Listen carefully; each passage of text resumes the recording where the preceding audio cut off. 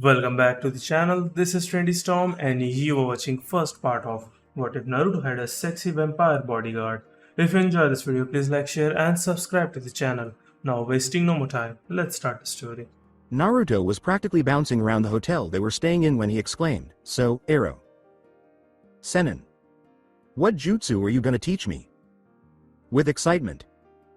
Jiraiya grinned and simply shook his head, seeing his apprentice barely contain his excitement.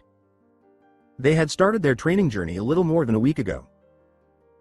Naruto's excitement had been all over the place ever since. It had taken them slightly more than an hour to get to Tanzaku town. Jiraiya mentioned that Naruto's training would start shortly. Naruto hasn't stopped nagging Jiraiya to get started on his training ever since. Jiraiya joked, "Now hold on a second, Gaki." Jiraiya concluded, staring at Naruto's now rather melancholic form, "I have to get in touch with one of my contacts here in Tanzaku. So I can't begin your training just yet." "But Arrow. Senin," moaned Naruto. Jiraiya indicated to Naruto that he wasn't done by raising his hand. Reluctantly, Naruto lowered his voice and waited for the Toad Sage to conclude. Jiraiya continued after realizing he had Naruto's attention. Jiraiya would have continued, "Even though I won't be there to oversee your training for the time being, I want you to practice the Rasengan." But Naruto cut him off. Naruto exclaimed, "But I already mastered the Rasengan." Jiraiya squinted his eyes and began to speak. With a raised eyebrow and amusement in his eyes, he inquired, "Oh really? Did you master the Rasengan to the point that you can create with one hand instead of having a shadow clone's assistance?" Naruto was silent for a few moments after that before continuing. With a hint of rage in his voice, Naruto cried, "But, my Rasengan is fine as it is." Jiraiya shook his head and sighed. "So you're telling me that you're going to let your hand get cut every time? So you can use the Rasengan?" Jiraiya asked. As the fight with Kabuto and Orochimaru flashed through his mind, Naruto fell silent. It was only after he allowed his hand to almost be stabbed with a kunai that he was able to defeat Kabuto with the Rasengan. Just to keep Kabuto where you wanted him. He yelled, "And that's why I need more jutsu." With stubbornness. "You're telling me that the jutsu created by the Yondaime Hokage isn't good enough?" Jiraiya asked slowly and quietly, his eyes narrowing. Naruto froze at that very moment. He had forgotten that jutsu was made by the Yondaime. He was aware that possessing such a technique should make him feel honored. He felt embarrassed because he had just insulted his hero. Jiraiya, not intending to offend Naruto, scowled slightly at his humiliation. However, Naruto was always a little too emotional, which seemed to be something else he would have to work on while training. Jiraiya grinned at the end and said, "Anyway, Gaki. I know a way for you to master the Rasengan faster than you normally would. And train at least 5 times as fast." In an instant, Naruto caught his attention, forgetting his embarrassment. He said, "Really? Arrow. Senin." With excitement. Jiraiya twitched in response to Naruto's jab at his hobbies, but he forced himself to remain silent. After all, he would soon corrupt Naruto and transform him into an enormously powerful pervert. Jiraiya smiled expectantly at the very thought. Tsunade, meanwhile, in Konoha, felt moved to beat Jiraiya until he cried out for mercy. "Yeah, Gaki, usually this method would be extremely dangerous. But seeing as you're the Kyuubi's Jinchuriki combined with your massive chakra reserves, this training method would be great for you," Jiraiya clarified. Reducing the training period was an opportunity too good to miss, and Naruto was practically jumping up and down at the thought of learning the Rasengan twice as quickly. His excitement was evident from a mile away. Naruto yelled, "Well, don't just stand there, Arrow. Senin. Tell me already." Jiraiya grinned, telling Naruto about the training method regardless of the result. "I don't know if I should, Gaki. After all, you are being such a disrespectful Gaki." All he wanted was to make his godson laugh. Stopping, Naruto fixed his gaze on the older man. Prior to giving his sensei the puppy dog eyes and putting his hands together, Naruto pleaded, finishing with a little whine, "Please? Arrow. Sensei?" With a sigh of disappointment, Jiraiya mocked. Inwardly, he honestly didn't think Naruto would call that, but he faked a frown and said, "Well, I guess that's as close as I'll get." Despite the fact that he included Arrow in his now Known title. For dramatic effect, Jiraiya paused and said, "The secret is quite simple, Naruto." The answer is. Basically, Naruto was tense and nervous. Should he find himself in one face planting on the ground, Naruto exclaimed, "The answer is shadow clones, Naruto." Jiraiya made a shadow clone in response to Naruto's inquiry, "Arrow Sensei, how will shadow clones help?" "Now, Naruto, create a shadow clone." Naruto complied immediately. The clone of Naruto was led into the forest by then Jiraiya. Naruto looked on in disbelief. After a few moments, he glared at his perverted teacher and covered his crotch with his hands right away. Jiraiya just smiled at Naruto, waiting for him to realize what had happened. "Hey, what's the big idea? Why did your clone kick my clone in the nuts?" After a few moments of blinking, Naruto looked at Jiraiya, perplexed. "Hey, Arrow Sensei. What was that?" Jiraiya entered what Naruto called the lecture mode. "The Shadow Jutsu is a B rank Kinjutsu for a reason, Naruto. You see, not only does it require Jonin-level chakra reserves, it sends a mental feedback to the user, allowing the user to gain the Shadow Clone's experience," he clarified. Naruto gave Jiraiya a starry-eyed look. Naruto trailed off in a tone full of excitement and hope. "You mean?" "Yep, we're going to utilize the full capacity of the Shadow Clone Jutsu to train you." Jiraiya cracked a grin. Naruto wasted no time in building a small army of Bunshin and diving right into learning the Rasengan. Get some clones created Gaki and get to work on truly mastering the Rasengan. After casting a proud glance at his godson, Jiraiya quietly left his student in the clearing. It was getting close to nightfall as the sun was setting, and Naruto was kneeling in the clearing, panting with exhaustion, giving the sky a crimson, orange, and blue tint. It might have taken the entire day for him to perfect the Rasengan during his training sessions with his clones. But at last, following numerous unsuccessful attempts and the creation of numerous clones, at last, Naruto can confidently declare that he can practically instantly create the Rasengan with just one hand. With a smug smile, Naruto extended his hand and, in an instant, a Rasengan appeared in his grasp. Naruto was enthralled with the blue spiraling sphere wallways, the bright glow it produced, and the way it spiraled continuously. Additionally, it was large enough to fit in your hand and was precisely round, although it didn't appear particularly risky. Second only to the Yondaime's renowned Hiraishin, it was one of the most feared jutsu in the elemental nations established by the Yondaime Hokage. A clap reverberated through the clearing as Naruto was about to dismiss the Rasengan. After that came a sweet and seductive voice. "Well, that was quite amazing. I was watching you the entire day and I still can't believe you're still here. Not to mention you didn't give up no matter how hard it seemed." When Naruto II heard the voice, he pivoted to confront the person who had startled him. And when he saw what was in front of him, a faint blush appeared on his face and his breath caught in his throat. A girl even more beautiful than his Sakura stood on a tree branch. Not at all. He had never seen a girl more gorgeous than this one. Her long, silvery white hair, which reached just past her knees, was styled in a hime style with bangs and tied into two pigtails on either side of her head, secured with black ribbons. Her face was framed by two bags that ended at her chest. Her smooth, pale skin formed the shape of a heart, a cute little nose, and pink eyes with pupil slits. Her eyelashes were long and gently curved. Her lips were naturally pink, and Naruto could tell that this wasn't a makeup effect. And she had a playful smirk on her lips, as though she understood he was appreciating her beauty and didn't mind you doing the same as long as you didn't use your gaze to undress her. Furthermore, Naruto was positive he saw canines that were marginally longer and sharper than usual. However, he was most likely dreaming it. Correct? Another thing he noticed was her small stature. Strangely enough, though, it seemed to accentuate her beauty and fit her. On the back of her black shirt were spiraling bats in a dark red color. Her gray shorts hung down to her knees, bearing the rest of her skinny legs. Her sandals were black with straps that were dark red. She wore a belt around her waist that was stuffed with various pouches.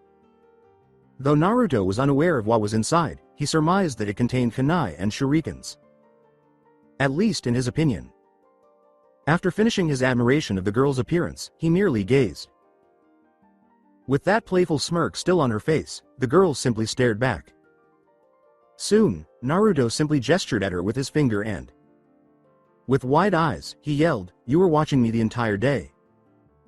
The girl with white hair laughed endearingly. "Is that a problem?" she teased, as though she wasn't merely snooping on someone. He pointed accusingly at her and exclaimed, "Is that a problem?" "Of course that's a problem, you can't just spy on people." "My name is Shiroi, what's yours?" she inquired, utterly obliging to observe his response to her eavesdropping. Nobody gave her instructions. Nobody. Naruto instantly smiled and pointed a thumb at himself, completely forgetting that she had been spying on him.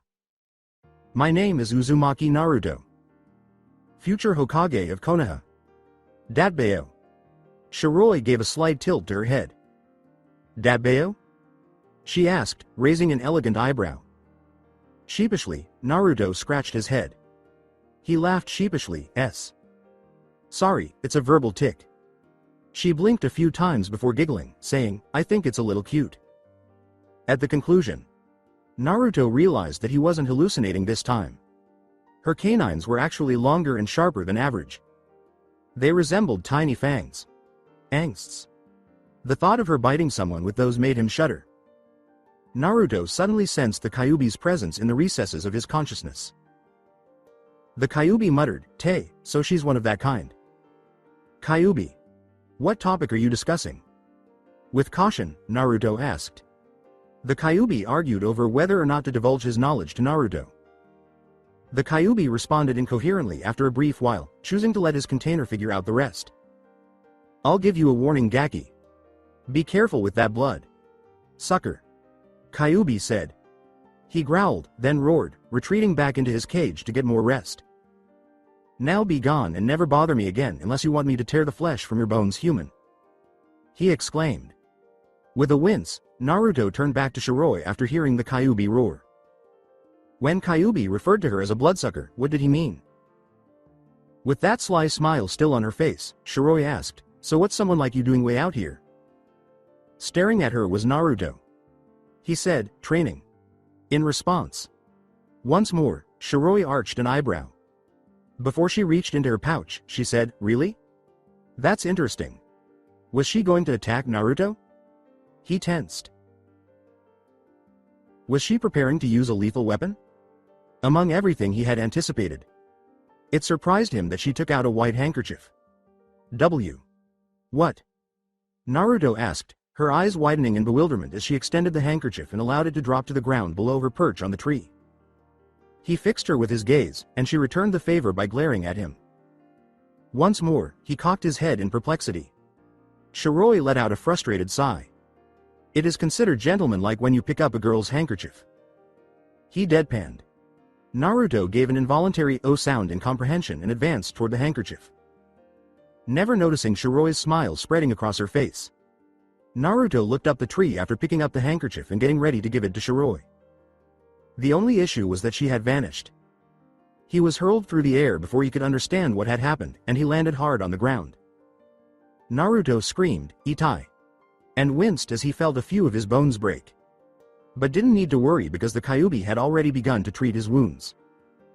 After a few moments, almost completely recovered, he tried to stand up, only to discover he was unable to. Unaware that he had closed his eyes, he opened them to see Shiroi straddling his prone form, her arms holding his arms down. The action made him blush a little more. Shiroi noticed his face blushing more and more, and she giggled a little. Naruto stammered, What are you doing? Shiroi laughed. The thing is, I need a little snack and you're the only person around here. Not to mention my instincts tell me that your blood would make a good snack for now. She clarified. She lied, lowering her face, "Oh, but don't worry. I won't kill you, it's just a snack I'm having. This won't take longer than 2 minutes, I promise." Naruto asked, her face still lowered, in a confused and panicked manner, What? N. Now H. Hold on a minute. What or why? You talking about? Furthermore, did those fangs get longer? The girl with silvery white hair said, Shush, it's okay, this won't hurt a bit. Her eyes had a slight pink glow to them. Naruto felt the warmth of her breath on his neck and shuddered. But before he could find out from Shiroi what she meant, he experienced a dull pain in his neck that eventually went away. He turned to face Shiroi, who had her mouth on his neck and a small trickle of blood coming from her mouth. When Naruto realized she was actually sucking his blood, he paled a little. He experienced a brief panic attack before forcing himself to relax. Just keep your cool. She wasn't supposed to be there forever, right? Shiroi was in heaven at the moment. It was the most delicious blood she had ever tasted. The blood was just so good. She tasted some of the most amazing food on the planet, and it was literally better than anything she had ever experienced. What's the best part, then? His blood was renewing more quickly than she could sip. He was literally born with an endless supply of blood.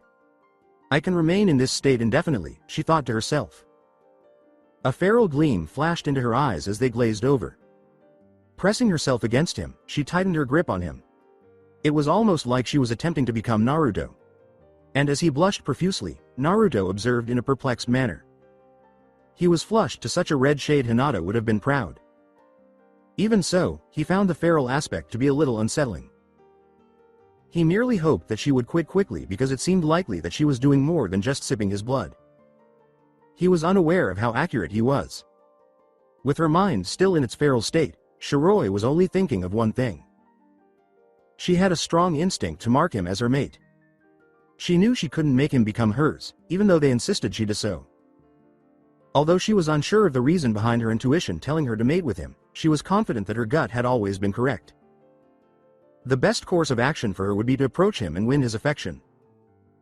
And perhaps, just perhaps, she could understand why her innate desires compelled her to mate with him. Even though she did have a way of getting to know him well. However, she didn't enjoy doing that because it was a complete mindfuck in addition to being a privacy infringement. But damn it, her gut was telling her to forget her principles. But she refused to. She wouldn't submit to her gut feelings and wouldn't go through Naruto's memories without his consent. She didn't have the right to view his memories without his consent because they were his. Again, though, her instincts disapproved of her since they insisted that she mate with him. No. Erroneous intuition. Down. Whether or not he becomes my mate will be up to me. And if he lets me, I will only go through his memories. Do I have clarity? She yelled to herself. Her instincts gave a hiss of disapproval but retreated. And so her eyes lost their feral quality. With her fill of blood, Shiroi gradually pulled away from Naruto's neck, leaving only a solitary trail of blood and saliva before it broke. Shiroi continued to straddle Naruto as he slowly sat up, now certain that Shiroi was finished. With a smile that revealed her fangs, Shiroi said, "You. S. Shiroi. C. Could you get off me please?" Her question was humorous. "What if I like staying like this, she said. In his panic, Naruto ignored the tone of amusement. He quickly moved his hands to shield his head and yelled, "Wait. I didn't mean to offend if you liked staying like this. It's just I'm a little uncomfortable. And you, uppy. Please don't hit me." "Why would I hit you?" Shiroi asked, blinking foolishly, as Naruto blinked at her while defending himself. Shiroi caught his slip of the tongue and said, "You. Usually when I did something stupid or when I stammer in my sentences Sakura. Sakura would hit me. But when she learned about how this, she experienced a wave of rage. Sakura would strike him for the smallest of grievances. Her instincts returned, demanding that she track down the girl and drink her blood until she is reduced to a lifeless shell. But when she went over his memories, she made a mental note to find out Sakura's identity even as she forced herself to calm down. Naturally, if he gave the go ahead. Warmly smiling, the silvery white-haired girl said, "I'm not gonna hit you, Naruto. Kun." Naruto saw the truth behind her eyes as he looked into them. Before asking a question, he gave a foolish smile. "So Shiroi. Why did you drink my blood? Isn't that obvious?" Shiroi scoffed. With a smug smile, she declared, "I'm a vampire." She saw how, much to her surprise, Naruto's eyes widened before a grin burst onto his face. With excitement, Naruto exclaimed, "So you're an awesome super strong vampire. Like the ones I heard of in books." To say that Shiroi was shocked to hear that was an understatement. "I always wondered what it would be like if I met one." She didn't frighten him. "He doesn't fear me," she thought contentedly. "So what kind of super cool powers do you have, Shiroi?" "Chan?" excitedly asked Naruto. "See? Chan?" Though Naruto was not looking, Shiroi thought to herself, her cheeks slightly flushed. She stroked Naruto's cheek to calm him down because seeing that he was about to yell with excitement once more. Well, vampires have various abilities that are extremely useful. 2. She disliked being interrupted. All she wanted to do was kiss his cheek. However, Naruto seemed to react differently to that because she was petting his whiskers in addition to his cheek. What was the outcome? Something rumbling, deep down in Naruto's throat. And then there was dead silence in the clearing. Because Shiroi and Naruto were embarrassed? The dam was about to collapse, causing such a terrible and horrifying reaction that men all around the world would have shuddered in terror and hopelessness. "Kawaii!" exclaimed the silver white-haired vampire, glomping our fair protagonist. Yes, that was the response we had anticipated. Shiroi pressed her cheek against his, their bodies practically grinding against one another, and Naruto blushed once more. But from behind them came a brief, lewd giggle that stopped them both. Naruto stopped, knowing exactly whose giggle it belonged to. Naturally unaware, Shiroi gave the person the evil eye by slowly turning her head behind her for interfering with her moment with her new favorite blonde. Shiroi gave Jiraiya her evil eye, and he shivered. "Kami-sama, are those eyes really glowing that much?" Jiraiya pondered. Those eyes seemed to be warning him to back off and act as though he hadn't seen anything at all. The effect of the slitted pupils was even more menacing. Naruto pointed an accusing finger at Jiraiya and said, "Hey Arrow. Sensei, this better not be going into your damn perverted books." This was Naruto's sensei, and it startled Shiroi out of her glare as she raised an eyebrow. But the books that Naruto claimed to have written were what drew her interest. She was only aware of one extremely well-known and twisted book series. She should know. After reading the first book, she felt compelled to castrate the author. And he was standing exactly where he was. The penman behind the infamous Icha Icha series. "You're the author of Icha Icha, correct?" she asked in a sugary sweet tone as she slowly stood with an aura of hatred and malice and smiled sweetly at the man. Jiraiya swallowed, but she nodded proudly. "Hold on. Pride. You are not entitled to feel proud of what you wrote, you perverted the old bastard, oh hell no." In her mind, she raged. With the same kind voice, she said, "Naruto-kun, I suggest that you do not watch this." Naruto was so terrified that she was unable to move. He was thus compelled to witness as Shiroi kicked his sensei in the crotch with such force that it broke his bones and beat him into a bloody pulp, permitting the elemental nations to hear the man's agonized cries. When a deafening cry rang out over the heavens, a certain masked Jonin was strolling through Konoha, reading his orange book. Kakashi paused and raised his gaze to the heavens. He muttered, "I sense a disturbance in the Icha Icha." Those who heard him gave him a strange look. Tsunade heard the ungodly scream reverberating throughout the village and looked up from her paper. Her assistant Shizune cried out as she stormed into the office, "Tsunade-sama. What was that?" The woman exclaimed. Tsunade sighed and said, "That." Shizune was the sound of a man losing his most precious items. Her statement was followed by a sinister smile. After shivering at her master's smile, Shizune crept slowly away from her. Shiroi moved away from the group of twitching people. That lump that used to be the Toad Sanin. She turned to face Naruto and walked back towards him, wearing a sly smile and a content expression. "Naruto-kun," she said, maintaining her evil smile. "Why?" "Yes?" he said, his face terrified. He did not want to become like Jiraiya, even if it meant becoming Shiroi's ward. She said, gently, and ended with a kind smile, "Don't ever end up like your sensei, okay?" Naruto just nodded, his face beginning to flush. With a wider smile, Shiroi planted a gentle peck on Naruto's cheek. The boy with blonde hair became envious as Hinata saw how much redder his face had become than hers. There was another giggle. When Shiroi focused her attention on the blob, it vanished in a cloud of smoke. She watched the real Jiraiya walk into the clearing unscathed and frowned. He grinned while wearing a grimace from the clone's experience, saying, "Man, you gotta love shadow clones. Though I'm not fond of the experience it transferred back." Remember not to enrage her, he thought to himself. Shiroi gave the grimace a sly smile. "So, Naruto-kun, why are you traveling with this pervert?" Shiroi inquired, barely hiding her disdain for the writer of that damned Icha. Naruto smiled. His excitement was evident as he explained, "It's because he's my sensei. He's gonna be teaching me a lot of awesome jutsu." Shiroi-chan.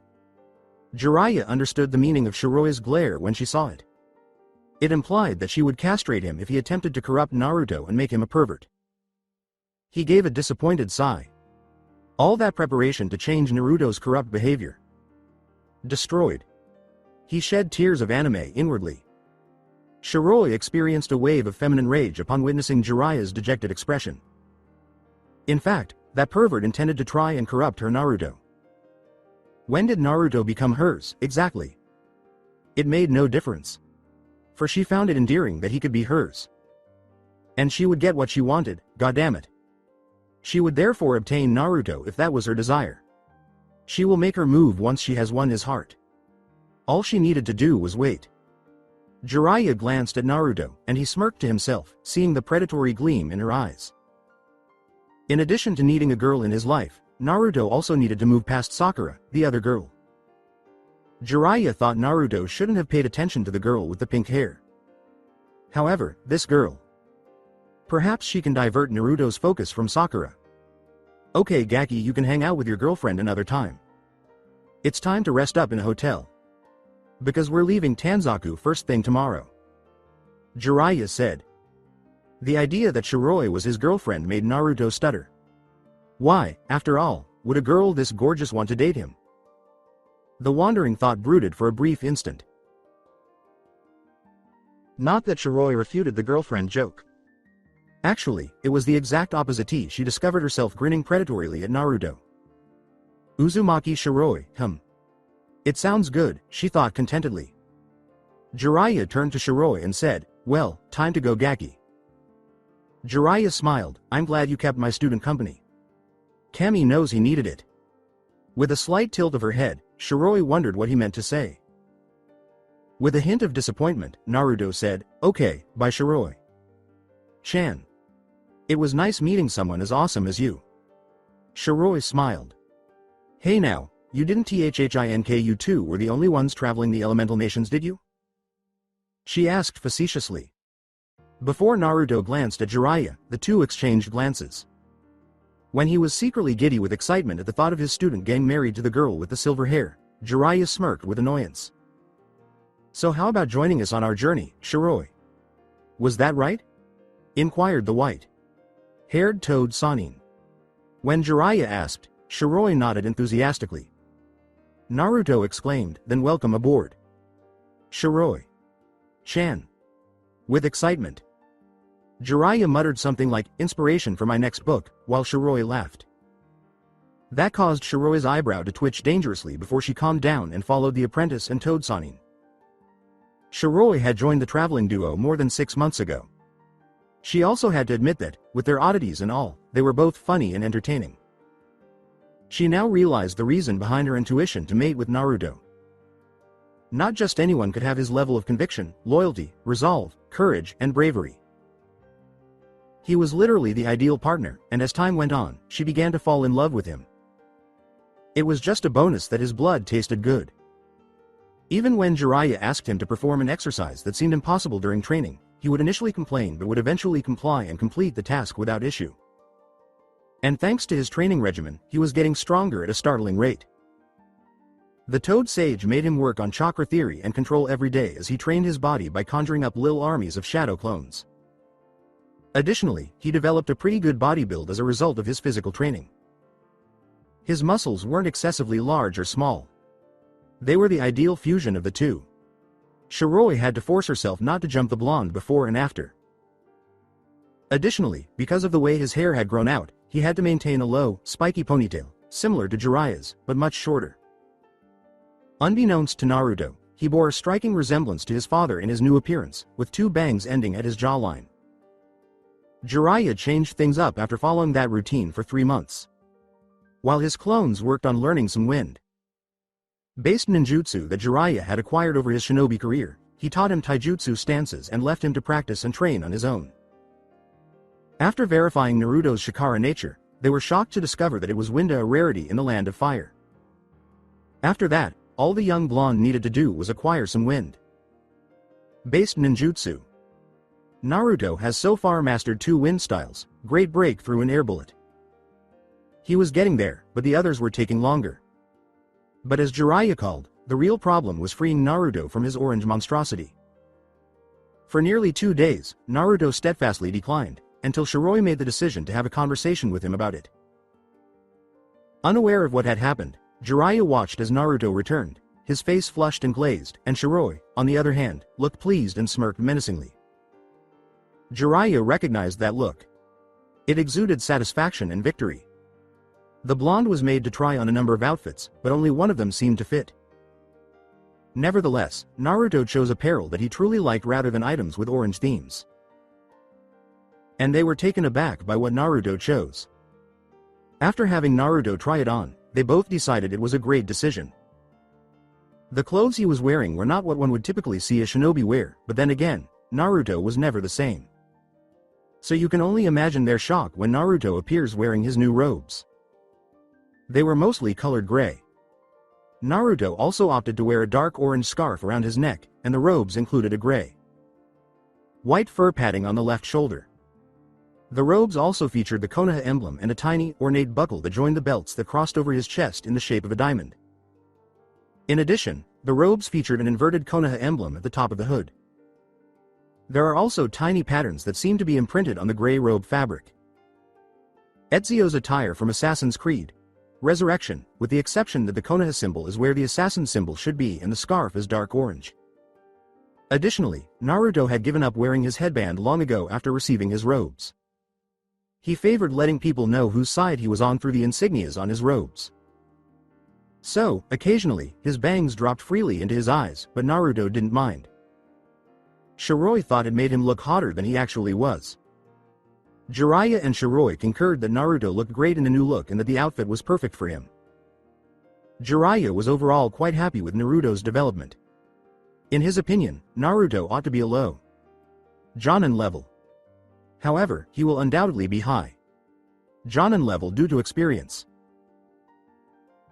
But Jiraiya was positive that Naruto would be at least a Kage level shinobi when his training trip was over. With a little more development and experience, he will undoubtedly rank among the greatest shinobi in history. Only Senju Hashirama and Uchiha Madara ranked higher. Speaking of development, Naruto's friendship with Shiroi underwent significant growth during those 6 months.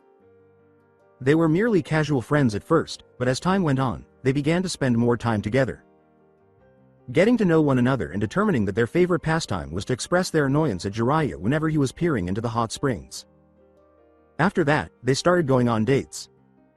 At first, it was awkward, but they were able to get over it by talking, going to dinner, and eventually spending a beautiful sunset together. The two were practically inseparable after that, and whenever a girl gave Naruto an enticing glance, she would glare at them until they turned away. At one point, Jiraiya attempted to break them up, but Shiroi threw him through a wall and Naruto glared at him for an hour. The fact that he didn't even blink alarmed Jiraiya. They gained a great deal of mutual understanding. Shiroi discovered that although Naruto had his moments of stupidity, he was actually surprisingly intelligent and cunning. She found out that he had pulled practical jokes on his entire village, which made her laugh uncontrollably. He claimed to adore ramen, to have dreamed of becoming Hokage, and to have done whatever it took to keep his beloved people safe. Even though it was a joke, she naturally asked if that included her, and his response made her heart sing with admiration and love for the blonde. "I would protect most of all Shiroi, after all you were one of my most precious people," he replied. Hearing that warmed her heart. In return, Naruto discovered a great deal about Shiroi. He discovered that, in addition to her love of sunsets and the moonlight that surrounds her at night, which made sense given that she was a vampire, she also enjoyed drinking his blood, which she considered a hobby that essentially leaves Naruto unaffected. She also claimed that caramel apples are her favorite food because they are both sweet and healthful, and she had an odd fascination with foxes. The Kyuubi gave her points for that, and as a result, the Kyuubi gave her the benefit of the doubt when she mated with his container. She detested wolves, raccoons, snakes, and arrogance, he found out. When asked what she was doing, she replied, "You try being surrounded by a shitload snakes, wolves, and raccoons, all of them hungry, mind you. And the reason why you were surrounded by them in the first place is because you were too arrogant." After giving an understanding nod, Naruto turned to leave. After 6 months, though, Shiroi was finally going to ask Naruto if she could go through his memories because she was beginning to wonder why he was always a little reluctant to talk about it. Which brought them to where they are now, just outside the borders of Shukuba town, with Shiroi sitting in front of Naruto with her legs crossed. Somewhat remote from Konoha. Shiroi and Naruto knew that Jiraiya was only going to go look at women in the hot springs, which is why he had left them to meet with one of his contacts. When Naruto asked her question, Shiroi told him to go because she wanted to spend time alone with him. Naruto lifted his hood from his head and asked, tilting his head and lighting up his curious eyes. "So what did you need me for?" Shiroi-chan? When asked why he kept his hood up all the time, he simply replied that he wanted to preserve the enigmatic atmosphere surrounding him. It was also amusing to watch other people carefully try to peek under his hood in an attempt to see past it. Shiroi conveyed the gravity of the situation by staring Naruto in the eye. She chose to just be direct and say, "Naruto, I have a little trick that will let me see your memories, I would like to see them." "That is if you'll let me." Naruto paused, gazing into her eyes with uncertainty. She would have to learn about Kyuubi if she wanted to see his memories, and then she would have to start hating him like the rest of Konoha. After all, he had fallen in love with the girl some time ago, and he couldn't bear it if she started to hate him. She had a strong personality, was incredibly beautiful, and was kind when she wanted to be. If she started to despise him, Naruto would then give up on love forever. Kyuubi snorted in his head, remembering that the girl was a vampire and that people generally treated vampires badly. She would thus condemn him based only on the fact that he was in his container. The Kyuubi determined that the boy had trust issues. When Shiroi noticed Naruto's anxiety and distress, she gave him a comforting smile. "It's okay, Naruto-kun. I promise my opinion of you won't change," she reassured. Naruto nodded firmly, knowing that was all he needed to know. "So, how does this work, Shiroi-chan?" he inquired. "It's quite simple. You see, for vampires, blood is our primary source of strength. It heals us faster than we normally would, it replenishes our strength when we are exhausted, and at times if we have enough we could temporarily become a Shinso vampire." She gave a lecture. Seeing that Naruto was paying attention, she went on. "Another useful ability is to see the memories of the person we drink blood from," she clarified. With an eyebrow raised, Naruto inquired, "How does that work?" "I don't really know, to be honest. All I know is that it's all about genetics in our DNA. Apparently somehow our blood stores our memories. I don't even know how's that possible." She sighed. It would have been helpful to know that Naruto simply sighed in frustration. "So, what do I have to do?" Shiroi smiled. She deadpanned, her canines growing longer, isn't obvious? Despite his blank expression, Naruto was grinning as he said, "Of course." He took off his scarf and tipped his head so that his naked neck was visible to everyone. Shiroi approached Naruto like a predator pursuing its prey, not even needing an invitation. She approached him, sat on his lap, and put her lips to his neck. She said in a whisper, "Ready?" With a nod in response, she bit Naruto's neck with her fangs. Shiroi bit down on his neck and, as before, he felt a dull pain that eventually went away. Shiroi braced herself for the memory backlash that would undoubtedly ensue, and she was correct as she sensed her thoughts slipping away at a rate that would have exceeded the Hiraishin. Before long, she was in a place that resembled a sewer, with water dripping occasionally. Confusion twisted her eyebrows as she asked, "What the heck was this?" She noticed that the ceiling was covered in blue bars that glowed a little. That, she supposed, was his chakra. What was that red one, though? She shook her head, moving on to other more pressing matters. similar to discovering a memory. Labeled door. Thus, she meandered. And went straying. And went on a wander. Up until her eyes began to twitch. Where the hell am I supposed to go? She yelled, exasperated. A small ball of red chakra materialized in front of her as the red bar began to glow brightly. With a muttered, "What?" the red sphere merely circled her briefly before making a right turn and heading down the tunnel. With nothing better to do, Shiroi just went with the flow.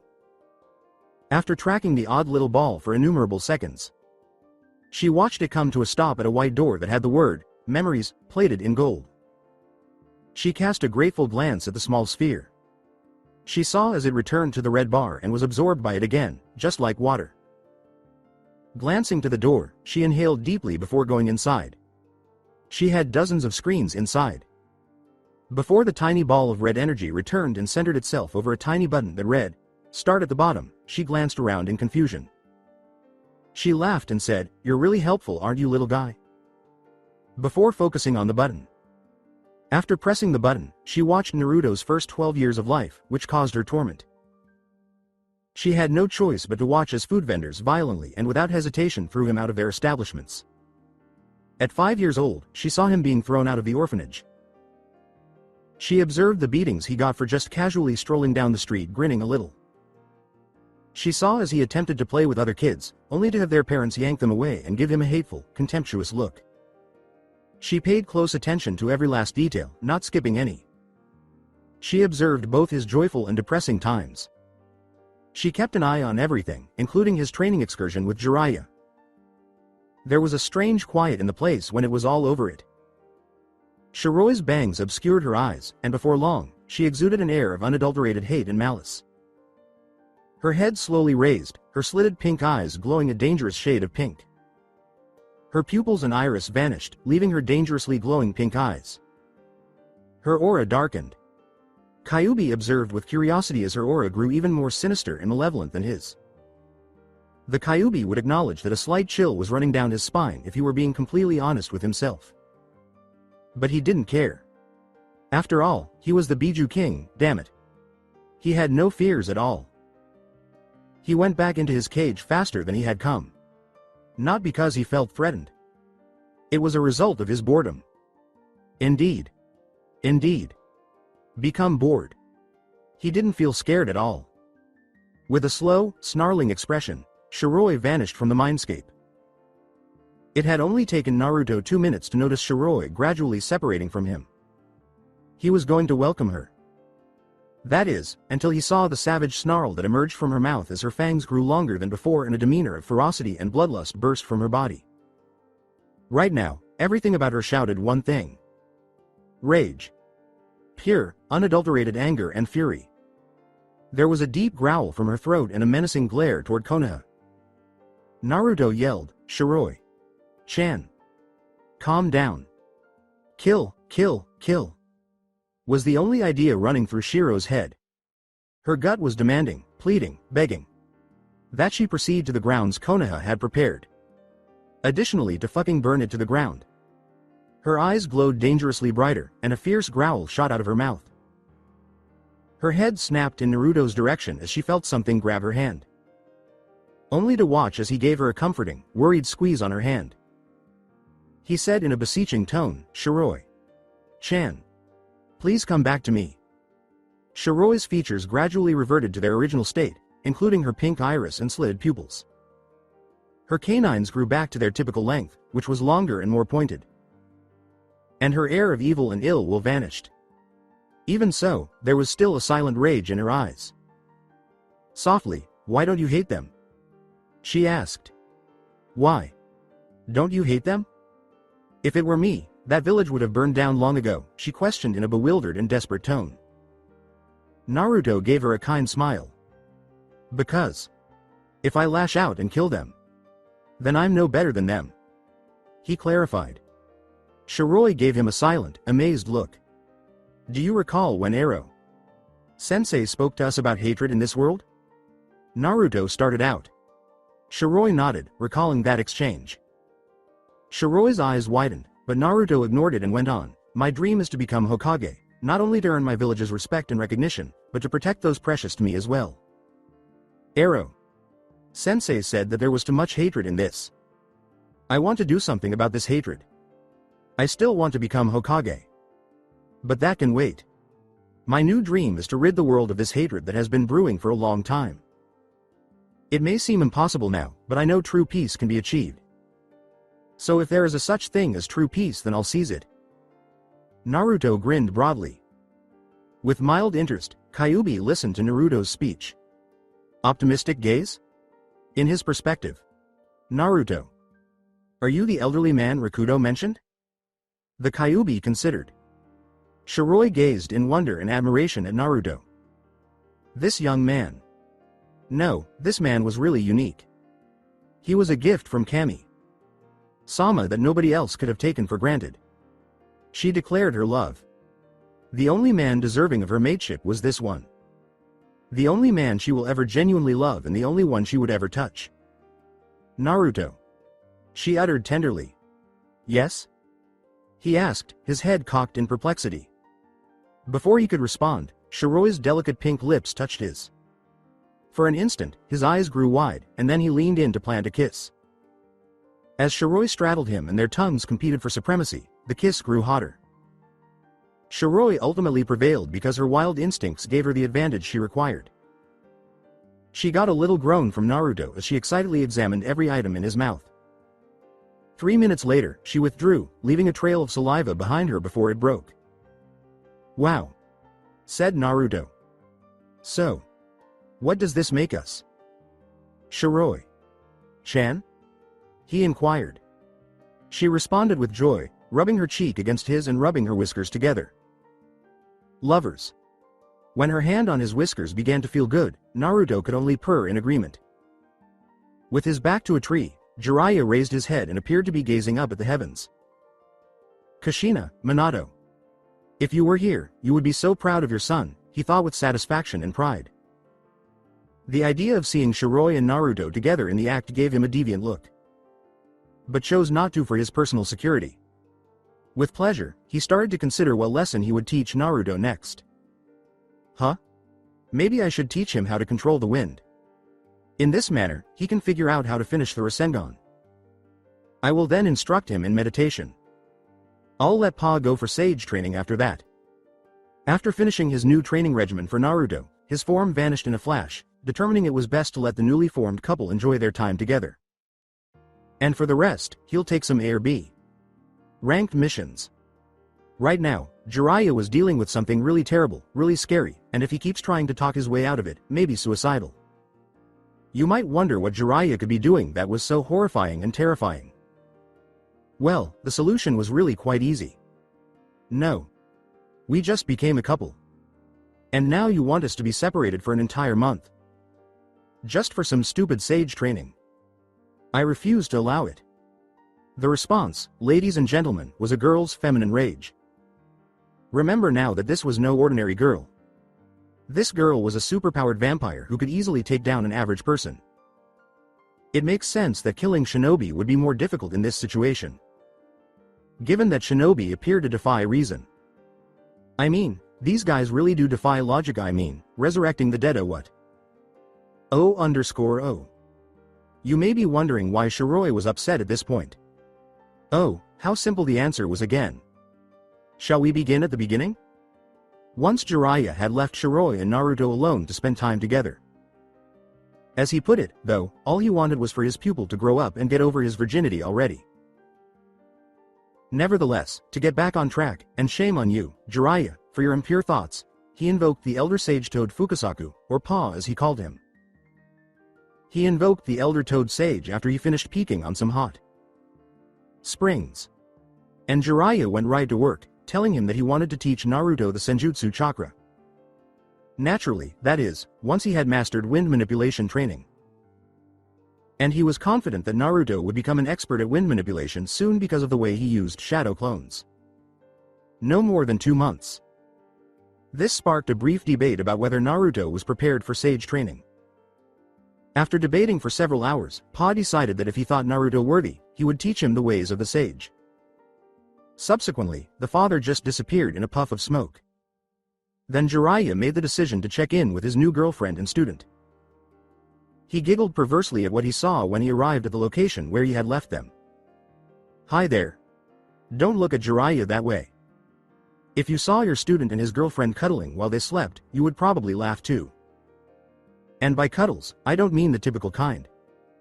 I mean the kind where you were practically grinding against one another." Nor were the quiet groans they were involuntarily letting out helping. Luckily, Jiraiya was still clothed. Otherwise, she would have bled to death. In an attempt to drag them into town and put them to bed, he attempted to dismantle them. The only issue was that Shiroi would inadvertently try to kick him in the crotch each time he attempted. He was thus compelled to spend the remainder of the night in camp there. Despite his seeming carelessness, he would never abandon his girlfriend and student in the middle of the forest. After all, there were plenty of dubious individuals in the world. Even so, he didn't think they would last long because Shiroi was attacking him without realizing it while she slept. Thus, he assembled sleeping bags, a fireplace, and a tent. After feeling content, he tried to put Naruto and Shiroi in a sleeping bag. Once more, Shiroi attacked him in her sleep without realizing it. However, Jiraiya persisted in trying for a few minutes until all of a sudden a knife whizzed past his crotch. When that happened, he was as pale as a ghost, and he instinctively withdrew when he saw Shiroi reach into her pouch for another knife without thinking. He made the decision to go to bed and screw it, calling on a toad to vigil while they slept.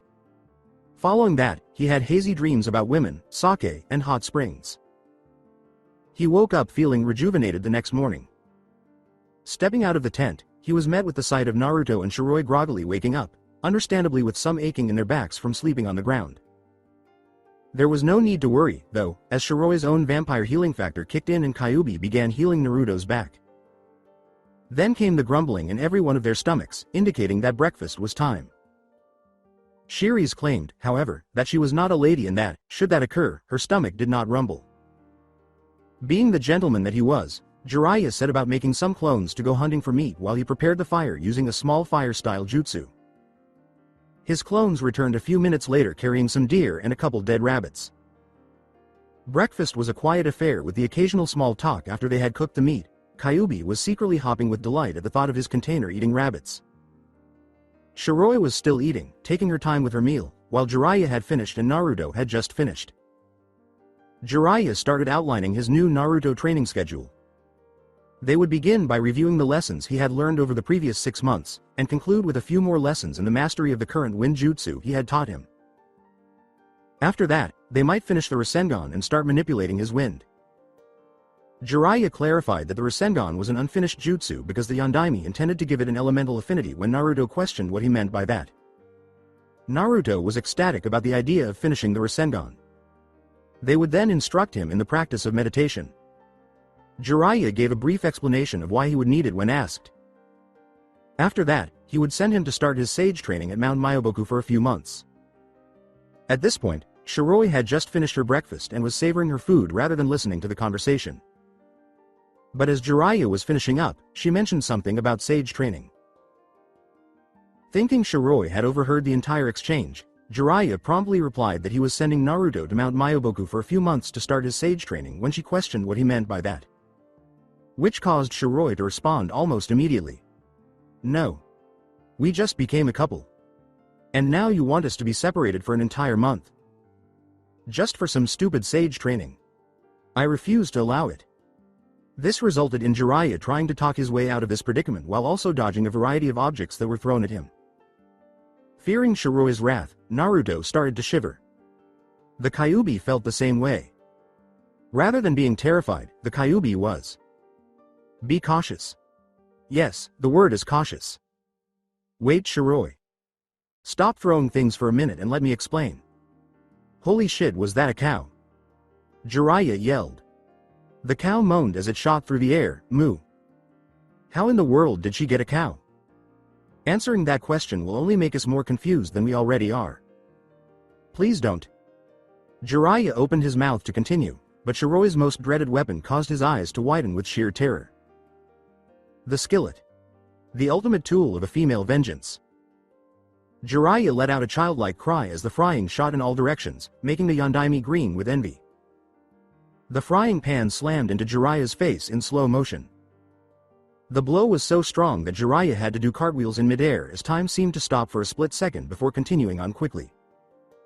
There was a loud thud as the toad Sannin hit the ground. Jiraiya stood up, moaning pitifully in pain. He pointed an accusing finger at Shiroi and exclaimed, "What the hell are you trying to kill me?" Shiroi just gave Jiraiya a blank stare. Now that I'm thinking about it, it wouldn't be a wise idea to murder Jiraiya. For who would train Naruto if not Akatsuki, who would be all over him with Jiraiya? Jiraiya was the greatest choice to train Naruto, even though she didn't like it. All she had to do was watch out that he didn't try to corrupt him while she wasn't looking. That's what Jiraiya heard. She's got her eye on you like a hawk. No arrow. Gigi. I'm just a little angry that you're planning on taking away Naruto Kun for 3 months, after we just became a couple. She gasped. Jiraiya cried out, bewildered, "Hey, wait a minute. When did I say that? You said you were taking away Naruto Kun for a whole 3 months. Don't you dare lie to me." She yelled. Naruto asked, now certain that Shiroi's wrath was somewhat subdued, Shiroi Chan? How much of our conversation did you hear? Shiroi gave a cute, bewildered nod of her head. She sheepishly replied, "To be honest, all I heard was something about sage training, and a few months." Jiraiya twitched and then let out a sigh. First I'm going to give Naruto the basics of wind manipulation, then we're going to train him in that for at least 2 months. Then I'm gonna give Naruto some lesson on meditation for however long it takes, after that then I'll take Naruto to Mount Myoboku. He clarified. Shiroi blinked and then laughed shyly. She smiled broadly and said, "Sorry." She had 2 months with Naruto, and she didn't mind that he would be leaving to start this sage training. Even though she had a secret desire to accompany Naruto, not wanting to come across as conceited. However, she can't help but want to accompany him to Mount Myoboku. She longed to be with someone else. Upon noticing the melancholic expression in her eyes, Jiraiya mentally noted that she should talk to her father and inquire about her possibility of being admitted as a visitor to Mount Myoboku. Before we get to traveling once again, do you guys want to buy some things in town or just browse to see if you'd want anything? This is your last chance. He inquired. Having already looked through the stores during their visit, Shiroi shook her head no. Surprisingly, though, Naruto nodded thoughtfully. Jiraiya arched an ear. But Shiroi appeared intrigued. There was a hint of curiosity in Jiraiya's voice as he said, "Well, out with it, Gaki." Well, during our stay here, I saw something in a weapons shop that looked interesting, but I didn't have time to examine it well enough. The young woman replied. Jiraiya placed his hand on his chin, as if he was considering whether or not to let Naruto purchase the intriguing item he had seen. Following a few minutes of discussion, Jiraiya gave his student his blessing by nodding. Naruto smiled and dashed into the town. Jiraiya and Shiroi both blinked, then looked at one another before hastily trailing the giddy blonde. Shiroi and Jiraiya searched for Naruto for several minutes before catching a glimpse of him going into a weapons store. When they walked in, they were met with a wide range of different kinds and sizes of weapons. Nevertheless, they ignored them as they soon located Naruto at the front desk, paying close attention to a pair of bracers that were hanging on the walls. They found the bracers to be a little odd and interesting. They were made up of what appeared to be a protective bracer and a retractable blade. Because of this, it appeared that the retractable blade could be subtly drawn or extended, making it a useful instrument for assassinations. The concealed blade from the assassin's creed, but without the emblem of the assassin. They had no idea what it could do, but given how old and rusted it was, it didn't seem to be capable of much. Naruto, on the other hand, appeared to be studying the bracers closely, as though they might vanish at any time. He was drawn to them for some reason, though. Once more, he sensed the Kyuubi's presence in his thoughts. They always seemed to appear when he needed a little guidance or was lost. I'm surprised there were even a pair of those left. The hidden blades. Truly useful when performing discreet assassinations. Kyuubi said. Kyuubi, are you aware of this? I'm surprised, thought Naruto. Of course I'm familiar with those things. A clan during the clan wars, and during the first, second, and third shinobi wars used them quite often before they were nearly wiped out. Kyuubi replied with a smile. In particular, they were made and utilized frequently by the Uzumaki clan. Thoughts of Naruto crossed Kyuubi's mind as he withdrew back into his cage. Naruto muttered, "I see." He stared at it for a few more minutes before ringing the bell and waiting for the store owner to arrive. Jiraiya snarled, "Why would you want something like that, Naruto? It looks like a huck of junk to me." Shiroi just looked at the bracers, appreciating them in silence. It is evident that Jiraiya was unaware of the sentimental significance and the amount of work required to create such a sophisticated weapon. It was more technologically advanced than anything in the elemental nations, despite its ancient appearance. They heard a raspy voice ask, "How may I help you?" In front of the counter now was an elderly gentleman, his gray hair falling to just above his shoulders, while his forehead and face were almost entirely riddled with wrinkles. He was dressed in traditional red robes embellished with blue feathers. Naruto said, "Yes, you can. Thank you for your time, sir." Jiraiya, the senior Toad summoner, had instilled in him a respect for elders during their training. The elderly man said, "I've got all the time in the world, laddie. Now what do you need?" With warmth, Naruto inquired, "Those bracers on the walls. How much are they?" "Oh. You've got a good eye, lad. Not many people can see the true value of such an artfully crafted weapon like that. For years now it's just been sitting there, collecting dust. I'll tell ya what, lad, I'll give to ya for free if you promise to repair it and use to its full potential." "Deal?" The older gentleman replied with a grin on his conclusion. After a few minutes, Naruto hesitated before reluctantly nodding. He gasped in shock. With a joyful smile, the older man took the bracers down from the wall, wrapped them in a black cloth, and gave them to Naruto. The elder reaffirmed, "Remember your promise, lad." With a happy nod, Naruto slipped it into the storage seal he carried in his left arm. After that, Jiraiya, Shiroi, and Naruto said goodbye to the old man, and shortly thereafter left the store. As Naruto left the town, he couldn't help but wonder how he would fix the blades hidden, as described by Kyuubi. Yes, the blades hidden away. He was left wondering how he was going to fix something so intricate. Seriously, I don't understand why we wasted our time with something as useless as those. Jiraiya was grumbling. Naruto twitched, finding Jiraiya's complaints about the matter to be quite bothersome thus far. Shiroi appeared to feel the same way, as she spoke to Jiraiya in an irritated and somewhat arrogant manner. "Shut up, Arrow. Gigi. You just can't understand something as incredible as those bracers Naruto Kun bought. They may seem ancient and useless, but if you looked at them closely you would see that they are more technologically advanced than anything in the elemental nations." Jiraiya laughed. "Please, those things? Technologically advanced? Peeved, and I'm the pedophile who likes little boys," he replied. Naruto chose to ignore Shiroi and Jiraiya's arguments in favor of opening and inspecting his recently discovered hidden blades. He moaned in silence. How on earth was he going to mend something like this? With a purr, Kyuubi thought. He could assist his container in solving his problem, but how would that benefit him? Before he finally sighed, he watched for several minutes as dozens of thoughts raced through the mind of his container. He was doing this, and he could not believe it. Kyuubi said, "Hey Gaki." At the Kyuubi's voice, Naruto froze, then began to twitch slightly. "Indeed?" Naruto asked inquisitively. The enormous fox said, "I know of a way to fix those hidden blades." Truly? Excited, Naruto thought to himself. The Kyuubi's quick answer was, "Yes." Naruto was too preoccupied talking to Kyuubi to notice that Shiroi and Jiraiya stopped a few feet away from him and exchanged confused glances. "So, how can we resolve this?" The blonde one thought. "It's quite simple, Gaki. My chakra can heal you at alarming rates. What you don't know is that my chakra can heal or restore practically anything to its original state." Kyuubi clarified. "You mean to say?" Naruto drew away. "Yep. All you have to do is channel a little of my chakra into those blades and I can return them into their original state and maybe add a few enhancements as well," he replied with a bored voice. "What's in it for you, though?"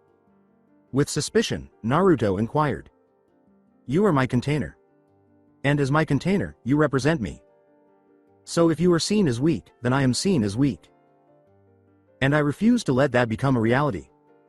Am I clear? Kyuubi growled threateningly.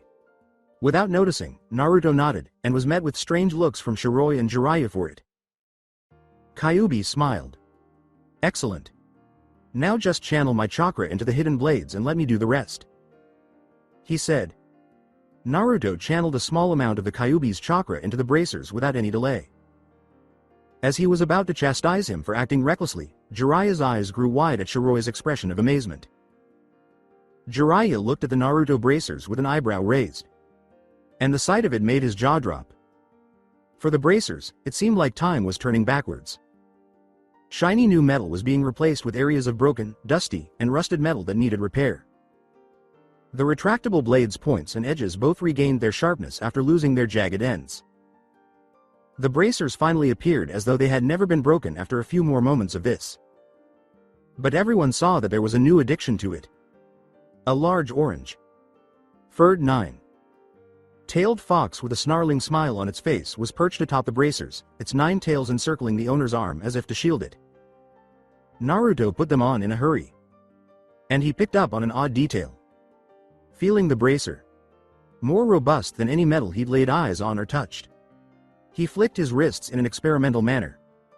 And a foot-long blade extended from it, surprising everyone but Kyuubi. With amazement and awe, they all gazed at it. When Naruto flicked his wrists once more, the blade withdrew right away. It was Shiroi who first awoke from her daze and flashed a fang-filled smile at Jiraiya. So, how does being a pedophile feel? She inquired. Jiraiya quivered. Jiraiya moaned, okay, so I was wrong, now get off my back. Shiroi laughed and looked at Naruto, who was fluttering his wrists to test out his newfound ability to extend and retract his blades. Shiroi grinned at the look of wonder and curiosity on his face. She glanced up at the sky. This was beginning to get interesting. Jiraiya angrily yelled, Naruto, stop playing with the damn blades. And Shiroi, get your ass over here. Let's get traveling already. After glaring at Jiraiya, Shiroi moved to stand next to Naruto. Naruto smiled brightly at her, and she smiled back, and they both followed the Sannin, the perverted toad. As Jiraiya had anticipated, Naruto had nearly perfected wind manipulation in just 2 months. Following their refinement of Naruto's knowledge, Jiraiya promptly commenced his training in element manipulation. For Naruto at first, it was challenging and frustrating. Even with the assistance of clones, he could hardly grasp the basics. Nor did the wind manipulation scrolls Jiraiya lent him help much. Thus, despite his natural stubbornness, Naruto persisted in trying, and each time he failed, he grew more irate. Jiraiya didn't give the boy any advice because, in his view, it was a worthwhile learning experience. Furthermore, he said that he won't be able to hold his hand in a fight for eternity. However, Shiroi was a whole other story. She chastised Jiraiya for not providing Naruto with the assistance that he obviously needed. She also asserted that she would assist him if he didn't offer Naruto her assistance. She then went right away to assist Naruto without noticing Jiraiya's smile. She saw the tension and annoyance on Naruto's face when she found him. It only served to fuel my rage toward the perverted hermit toad.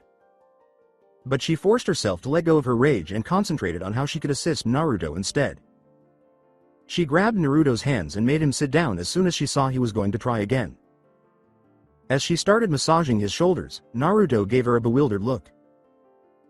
He groaned with pleasure as she relieved him of all his tense muscles and stiff joints. As she massaged him, Shiroi started to explain to her why he was finding it so hard to manipulate. Naruto paid attention, seeking her counsel. She clarified that rather than directing the wind, he was attempting to control it. Since wind was as much a living being as both of them, shouldn't it naturally desire to be uncontrolled? She advised trying to direct the wind but not trying to control it.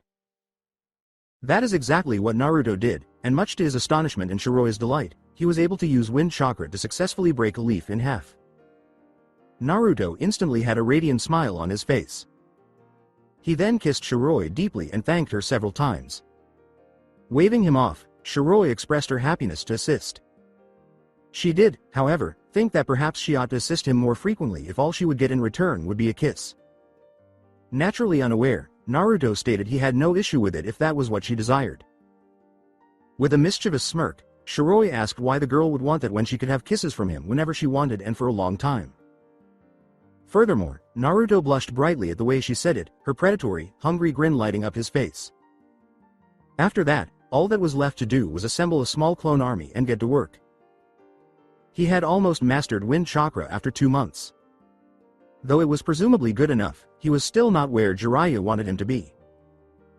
Jiraiya made the decision to give himself an additional month before having Pa start Naruto's sage training. He therefore made the decision to give Naruto an extra month to master the practice of meditation.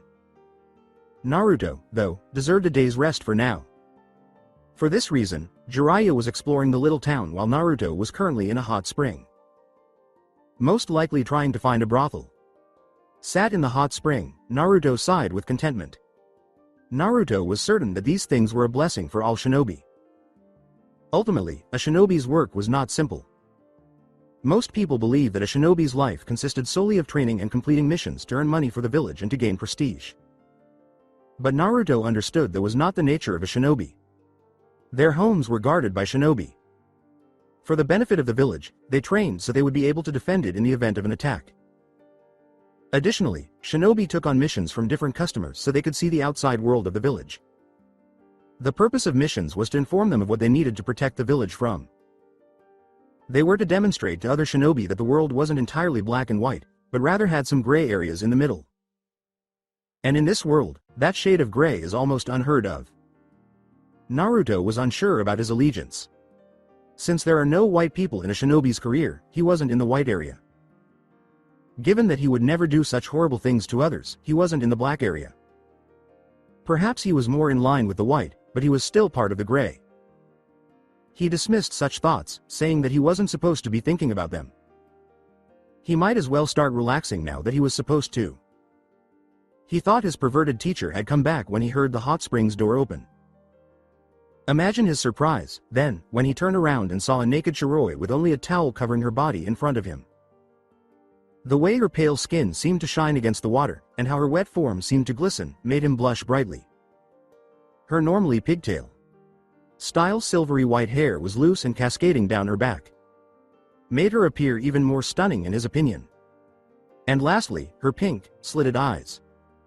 She seemed exotic and more different from anyone he had ever met, all thanks to those eyes. Shiroi. Chan. He exclaimed as he eventually awoke from his daze. He stammered, "W. What are you doing?" Eyebrow raised by Shiroi. "Didn't you read the sign, Naruto? Kun? It's a mixed bath today." She clarified. With a thought, Naruto cocked his head and his eyes grew wide. The spring's owner mentioned that there was a mixed bath today, but he overlooked it. Despite his sudden urge to slam his head against a wall, he chose not to. He turned to face Shiroi again, nervously. Only to see her smile devilishly and give him a predatory look. She asked, "Do you like what you see?" As she approached him slowly and reached into the water, letting her towel drop. Luckily for the young blonde, Shiroi's form was hidden by the mist, but that didn't stop him from looking like a tomato right now. Shiroi suddenly lunged at him when she was 3 feet away. Since she had already straddled him, Naruto was not even startled by the abrupt movement. Fortunately, she was not about to cut off his third leg. She purposefully let out his name in a seductive whisper, "Well? Do you like what you see, Na? Ru? 2. Kun?" Naruto was so red by this point that tomatoes would conspire to kill him. Naturally, if they were still alive.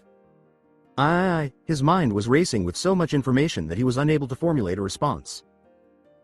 Before giving him a passionate kiss, Shiroi grinned triumphantly.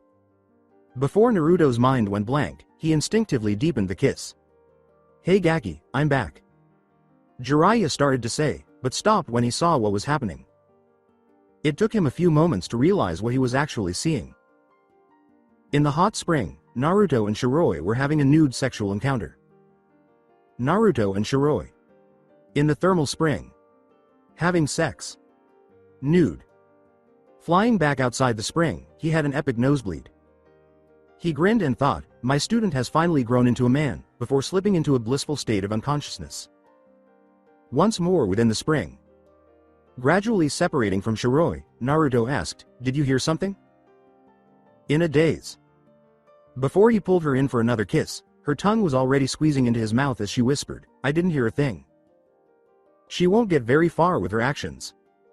She had already made a promise to wait until he was 14 before they had sex. Right then, he was 13. She was forced to wait since, well, patience was a virtue. Though whenever she was around Naruto, she had to continuously fight her hormones and cravings. Can't she wait a full year, though? A year isn't all that long, is it? Yes, I understand. She thought, damn hormones and female urges. She wished that a year had already passed. Be patient. She was beginning to detest that word seriously. Naruto twitched in response to Jiraiya's smile. 2 days had passed since the incident in the hot spring, and Jiraiya had continued to smile whenever he saw Naruto. Naruto would hear a pencil scratching away on paper whenever he wasn't looking, followed by sinister laughter. But each time he turned to face right again, Jiraiya would be smiling at him with his eyes and whistling innocently. The fact that Jiraiya would give him proud looks every 5 minutes did not help. To put it plainly, Naruto found it annoying. Sometimes he had to fight the urge to lash out at the senior Toad summoner. But Shiroi was free from such constraints. Several times, the elder Toad summoner had leered at them in a deviant way, and Naruto had had to console her. It had gotten so bad that whenever Jiraiya saw Shiroi, she would always stay at least 5 feet away. Naturally, this did not deter Jiraiya from glaring at them from a distance and scribbling in his notebook, muttering something about pure gold. To put it mildly, it infuriated them both. For the last 2 days, it has just been the 3 of them unwinding and spending time together. Thought that whenever a female gave Naruto a look, Shiroi would grab onto him and give them a look that said, "Mine." Of course, Naruto was unaware of all of this. But Jiraiya now thought it was time for Naruto to start studying meditation. Naturally, Naruto didn't see the point in learning something that, in his opinion, was pointless. When he said that, Jiraiya just shot him a cold look and said that meditation would come in very handy later on, even though it didn't seem like it would help now. This explains why Shiroi was sitting next to Naruto, staring blankly, and Naruto was sitting in front of Jiraiya with a deadpan expression. Jiraiya still had a huge smile on his face and was leering at them, and both of their stares were focused on him. As they just stared, he appeared to be attempting to contain his laughter, and slowly, very slowly, tick marks started to appear over their heads. At last, Naruto exclaimed, "That's it." He screamed, "Arrow. Sensei. Why are we just sitting here? And for Kami. Sama's Sake stopped leering at us." And then waved his wrist, revealing a concealed blade. In a menacing tone, he trailed off, "Or so help me." Additionally, Shiroi bared her fangs and gave Jiraiya a low growl. Jiraiya only gave a sigh. "Well, the both of you both passed and failed the test at the same time," he abruptly replied. With a bewildered tilt of his head, Naruto withdrew his concealed blade and turned to face Shiroi, who shared his confusion. Jiraiya sighed as she saw their bewildered looks. "You see, this whole thing, with you two just sitting there and me leering at you every now and then, was a test to see how much patience you have. Imagine my surprise when you two stayed like that for 30 minutes before your patience ran thin." He quickly clarified. "You two snapped after 30 minutes, which showed you have a good amount of patience, however I was actually expecting you guys to last at least 50 minutes. He said. Naruto blinked, and Shiroi arched a sophisticated eyebrow. "Why was I taking part of the test, Arrow?" "Gigi?" she inquired. "Well, I can't just have you traveling without teaching you, and I know you're not interested in shinobi techniques, seeing as you never spared them a second glance whenever I taught Naruto some. So I figured why not teach you something like meditation, so you can learn more patience," he replied with a smirk.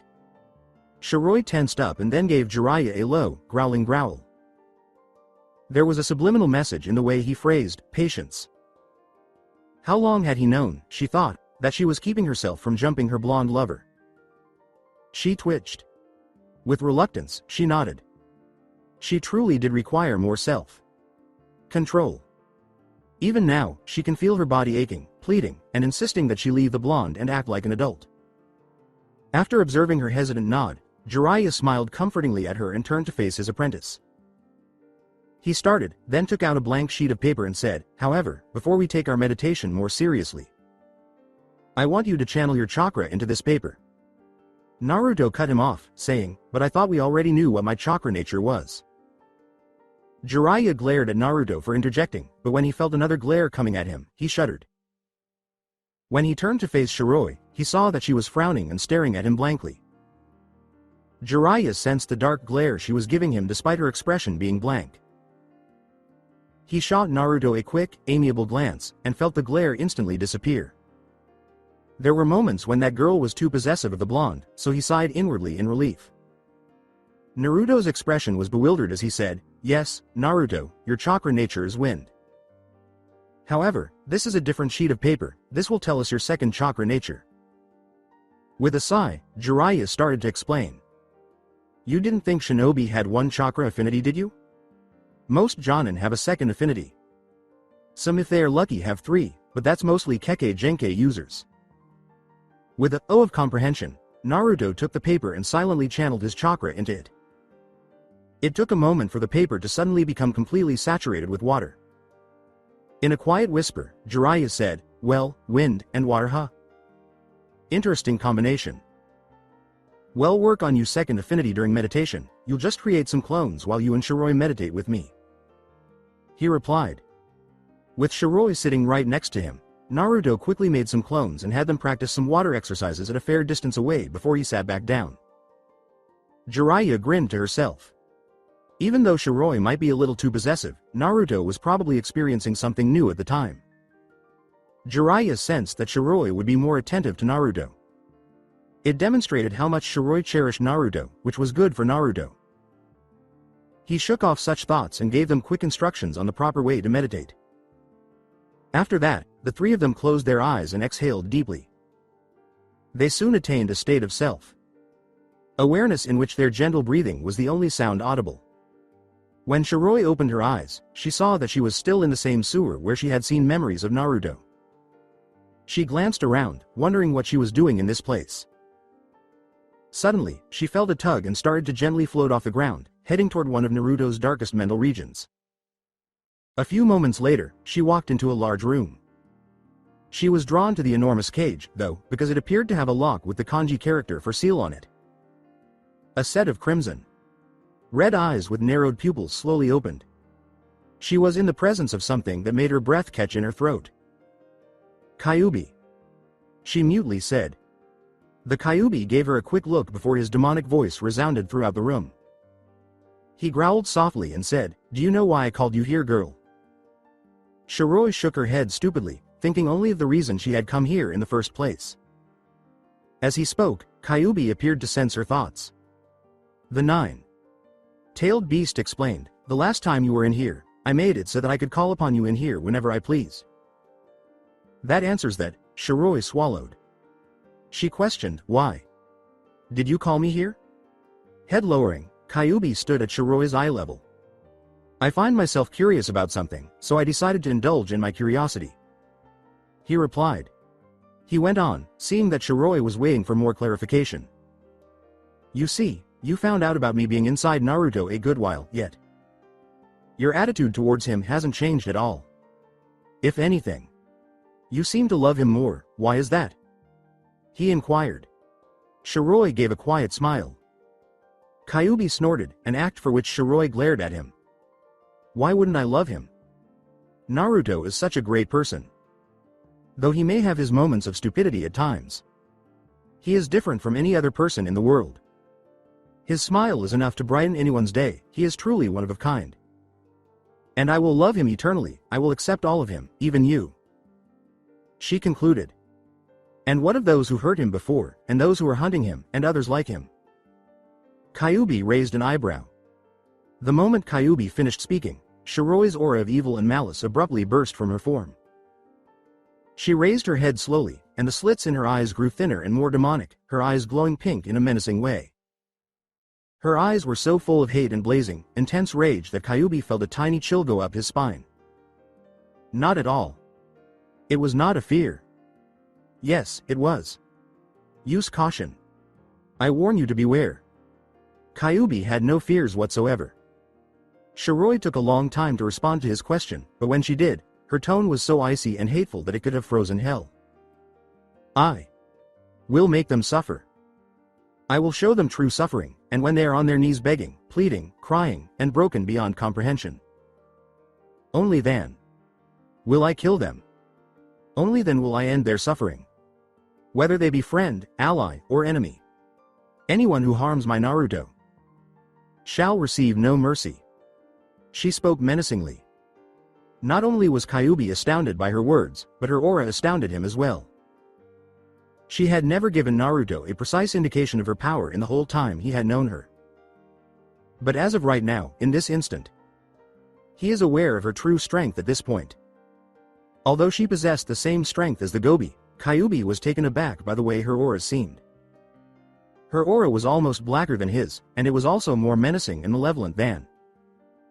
She didn't have a paler aura than Uchiha Madara. The only other entity with an aura darker than his is Uchiha Madara. However, this girl. Her aura was unlike anything he had ever experienced. Kyuubi gave a small shudder. Even though she wasn't as strong as he was still intimidated by her aura. Goddamn you, he wasn't afraid. But Kyuubi was aware of one thing. He felt sorry for the foolish people who would face Shiroi's fury. He could tell by the look in her eyes that she would not even blink if it meant killing every villager in order to keep Naruto safe. I sensed something, that if I attempt to take on Naruto's body in order to break through this seal, I would not make a good ending, he thought. Shiroi's sinister aura vanished abruptly, as though it had never existed. She smiled at Kyuubi with her fangs. She said politely, "Is that all you wanted to see me for?" Kyuubi-san. Kyuubi broke out in a sweat. Was she bipolar? He replied, "Yes, that's all I wanted to talk about." Shiroi nodded, but not before watching the Kyuubi retreat into his cage before she left the mindscape. You know, I'm sure Naruto-kun wouldn't mind if you wanted someone to talk to every now and then, she remarked before vanishing. With a thoughtful purr, Kyuubi closed his eyes. As soon as Shiroi opened her eyes, she saw Jiraiya gradually open his, and Naruto not far behind. Jiraiya got up and asked, "Well, how did your meditation go?" Naruto smiled and said, "It's a lot more relaxing than I thought it would be, Ero Sensei." Naruto and Jiraiya turned to face Shiroi with the intention of getting her response as well. Shiroi just grinned fangily at them. She replied incoherently, "It was very fun." Jiraiya gave a callous shrug, but Naruto looked inquiring. Jiraiya pumped his fist in the air and exclaimed, "Well, I don't know about you two, but I'm starving." Naruto exclaimed, "Oh. Let's have some ramen." With excitement. Jiraiya protested, "What? No way. We had ramen a month ago." Naruto answered, "Yeah, that was a whole month ago. Ero Sensei." With a smile of amusement, Shiroi let out a mocking sigh of annoyance. "Might I suggest that we purchase Naruto ramen, while you purchase what you want to eat?" She offered. "But the amount of money we'll spend." Jiraiya started to appear very ill. Shiroi grinned, "Don't be so cheap, Ero. Gigi." Before sprinting into town, Naruto exclaimed, "Ramen! Ramen! Ramen!" with excitement. At the thought of spending so much money, Jiraiya broke down in anime tears. Then, he took his student's lead and walked slowly into town. Shiroi laughed and then walked slowly into town with them. Perhaps she could convince Naruto to allow her to suck some blood for a snack? With a grin on her face, she suddenly started stalking into the town in a manner reminiscent of a predator. "Where are you, Naruto? Kun?" was all that was on her mind as she entered the town. When she saw Naruto's robed and hooded figure, her eyes took on a feral gleam. It was so much fun being with Naruto, she muttered to herself. The last month passed by precisely as Jiraiya had anticipated. Naruto's meditation proved to be quite effective. Prior to now, Naruto had a history of almost perpetually losing emotional control. But now the blonde was not the boisterous, brash boy he once was. It takes a lot to make Naruto react violently and brazenly. He was now composed and always in control of his emotions. But despite his newfound composure and poise, Shiroi was still able to make him blush as quickly as a flower. Jiraiya surmised that it was because Naruto was still a virgin. Jiraiya, wouldn't you assume that? Furthermore, Naruto's training with the water element wasn't going too well because he was focusing too much on meditation.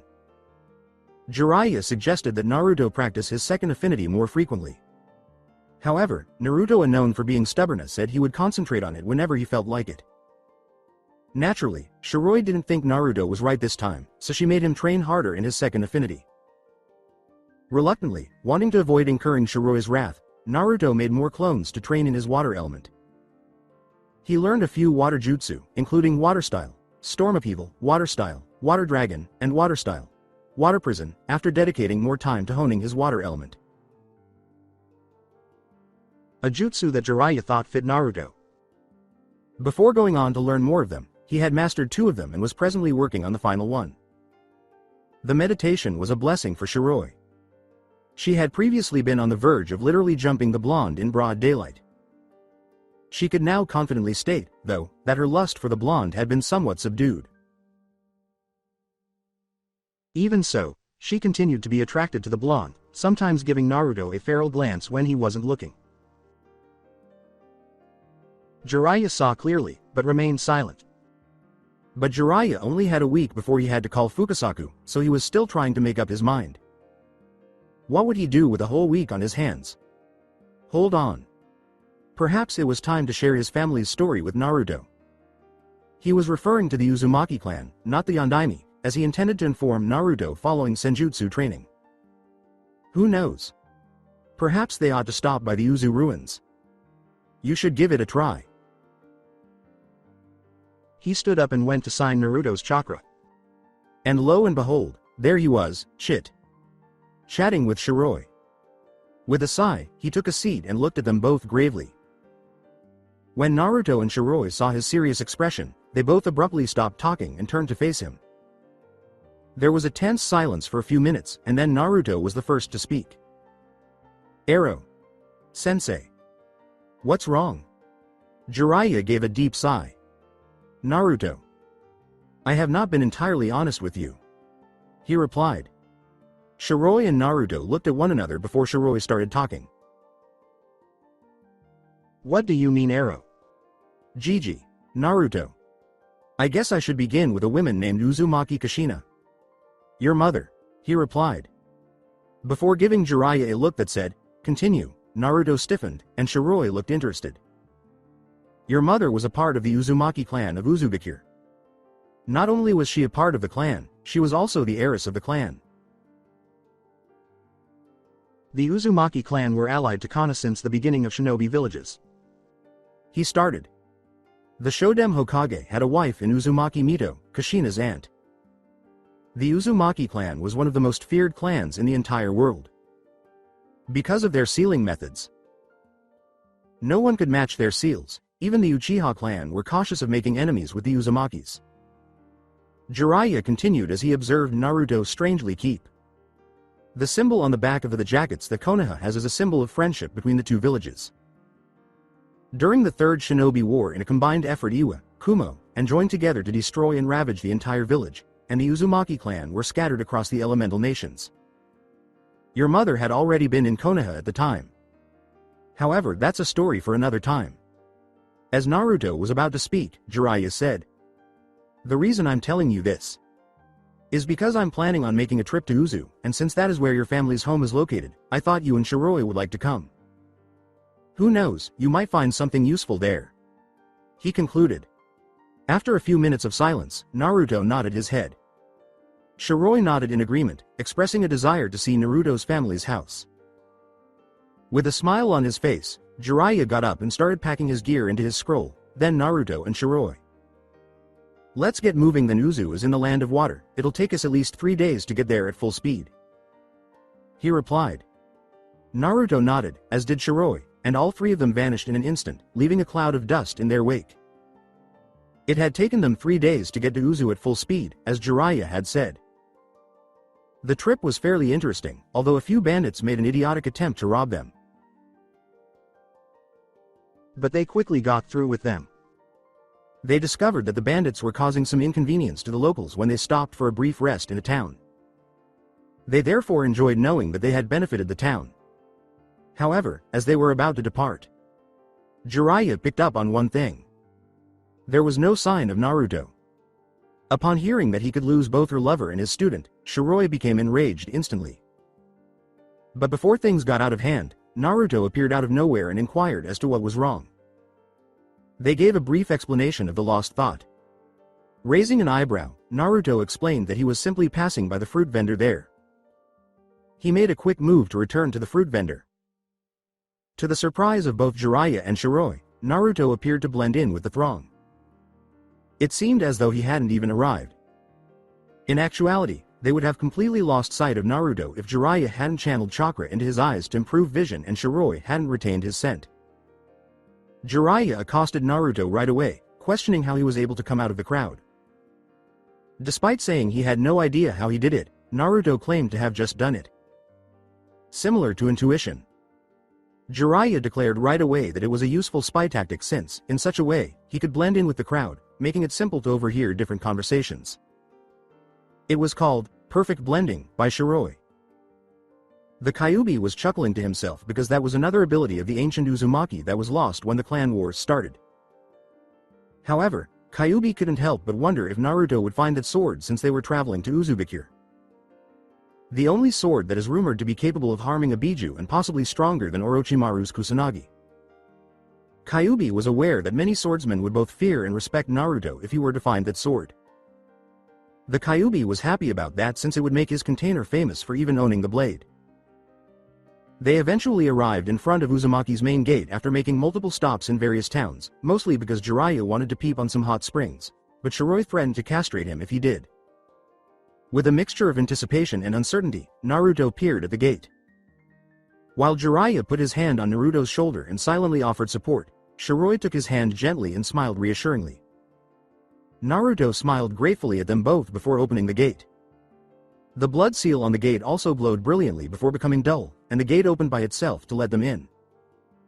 Dilapidated structures, empty roads, and eerily quiet buildings. The wind was blowing a little, but it seemed lifeless, as if time had seeped into everything, including the wind. Fading signs with the labels, fruits, grocery, and playground. There were several different signs, all of them broken, faded, or burned. There were even bones all over the streets, but they looked like they were about to crumble into ashes and dust. Jiraiya grimaced as he took in his surroundings. He had no idea it was this bad. Shiroi cast a sorrowful and slightly enraged glance around. Anger over what Kumo and Iwa had done, and sadness over the fact that Naruto's kinsman was represented by those blatantly human bones. Naruto cast a sad and slightly depressed glance around him. Despite his family's ground being completely destroyed, they appeared to be able to stand. It appeared that the Uzumaki clan's stubbornness extended to the buildings as well. Kyuubi could not help but feel a twinge of regret as he peered through his container's eyes. Even though Kyuubi detested people, the only people he really respected were the Uzumaki clan. He often wondered what life would have been like if the Uzumaki clan had survived, given their charisma and unwavering determination to fight to the death. He recalled that Uzumaki Mito had extended a friendly hand to her in his first container when he had been sealed. At the time, he was furious with Madara for using him as a puppet, and he slapped her friend off her in retaliation. Reflecting on the past, he wondered incessantly how much would have changed if he had taken her offer. Well, we might as well look around. Lead the way, Naruto. Jiraiya replied. Naruto cast a bewildered glance at Jiraiya. I think that what Jiraiya means, that since this is Uzumaki grounds you should lead the way. After all, this is your home. So maybe your Uzumaki instincts will kick in and guide you. Shiroi clarified. After giving a sympathetic nod, Naruto began to carefully make his way through the ruins. He nodded in gratitude as he felt Shiroi give him a reassuring squeeze on his hand. They made their way through the ruins slowly, bowing their heads in respect when they came across the bony bodies of numerous Uzumaki relatives. Naruto didn't have to wait long to sense something calling to him. When he looked left, all he saw was a temple featuring the Uzumaki spiral. With a curious expression on his face, he walked toward the temple, trailed by Shiroi and Jiraiya. Kyuubi grinned inside his cage, as if the blade was beckoning to Naruto. As Naruto entered the temple, he couldn't help but be somewhat taken aback by what he saw. This building seemed a little livelier than the others they looked into. The Uzumaki symbol was prominently displayed on the wall curtains, and the color of the curtains didn't seem to fade. And a variety of books and scrolls were piled high on the shelves. With so many books, which represented so much knowledge, Jiraiya and Shiro also had amazed looks. But the altar that was positioned in the center of the space was what truly attracted Naruto's attention. As he approached the altar, he was startled to see some engravings there.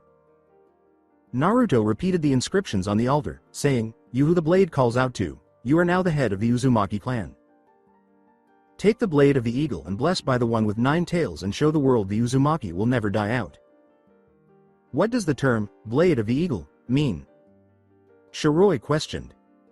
Jiraiya asked with suspicion, already knowing what he meant when he said, "And what did it mean by blessed by the one with 9 tails?" Kyuubi laughed inside his cage, forgetting that he had bestowed some of his power upon the blade. Naruto touched the altar gently, but it rumbled and the cover opened, revealing a sword rising from within in a scabbard made of black leather. Naruto extended his arm to seize the blade. The sword seemed content to be in Naruto's grasp as it pulsed in his hand.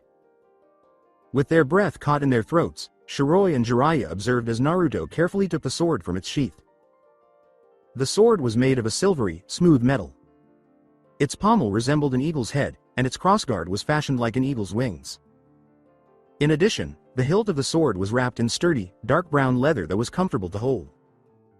The sword of Altair from Assassin's Creed. Kyuubi looked at the sword through the eyes of his container and said, "Altair. I haven't seen that sword in a long time. Kyuubi, are you familiar with this sword?" Surprised, Naruto asked. After mulling over whether or not to share some of his past with his container, Kyuubi ultimately chose to indulge in Naruto's. "Of course I know of that sword. 100 years before the first clans were beginning to form, I met a man by the name of Uzumaki Urashi. Back then we Biju weren't considered tailed demons, we are actually considered as deities. And Uzumaki Urashi prayed daily at shrine made for me. I had considered him foolish, yet he always came and prayed even if I was never a true deity.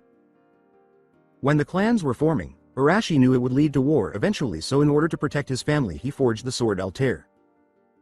Kyuubi continued. "Of course when Urashi finished building the sword, he came to the shrine and asked if I would bless it with my chakra. I set about a series of tests for him, to see if he was worthy of receiving my chakra. To my surprise, he completed all of them. I blessed the blade with my chakra, and so began the legend of Uzumaki Urashi, the greatest of swordsmen in his time. Every swordsman knows of his legend, so it wouldn't surprise me if they knew was the sword you held in your hand was."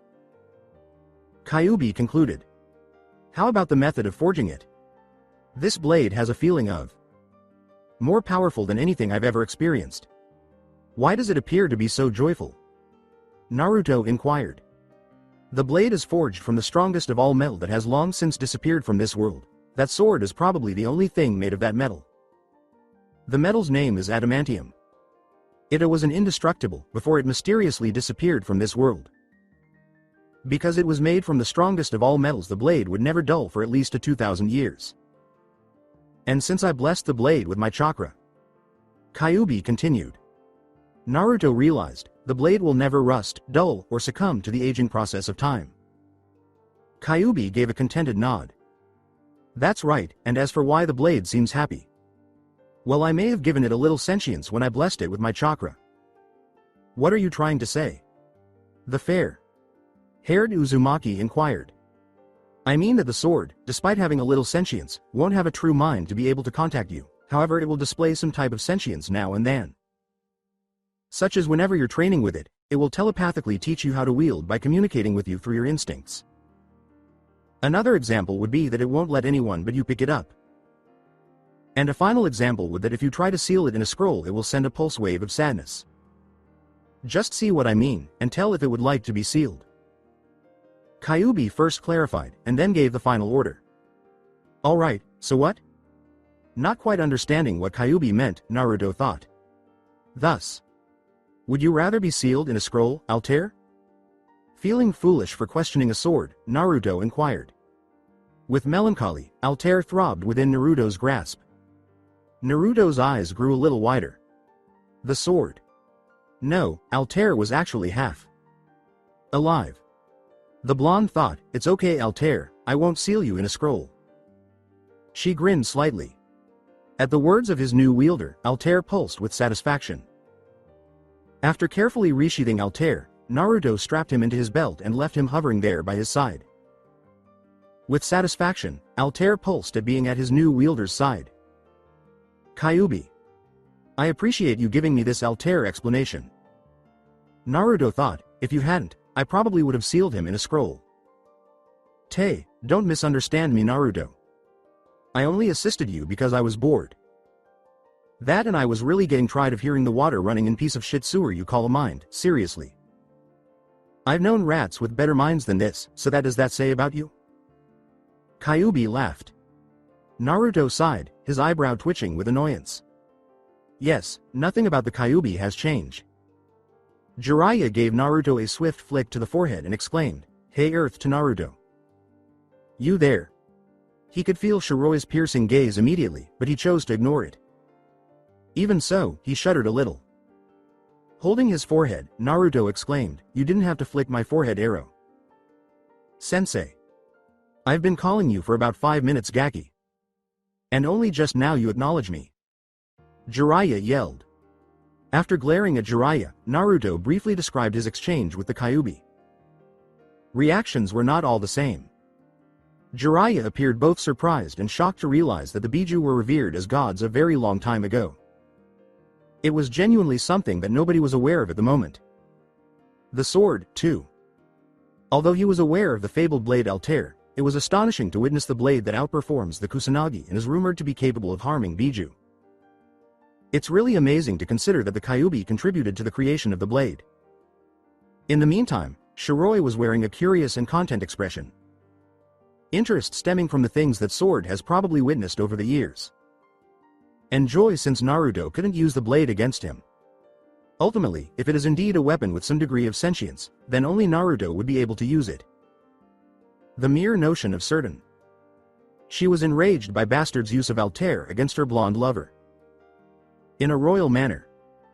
Naruto petted Altair's pummel and said, "So, what are we gonna do now, Arrow?" Sensei? Altair pounded with annoyance at his wielder's behavior. That made Naruto smile in his head. Well, stay here in Uzu until it's time to summon Pa. It'll give us time to rest and whatnot. Jiraiya shrugged.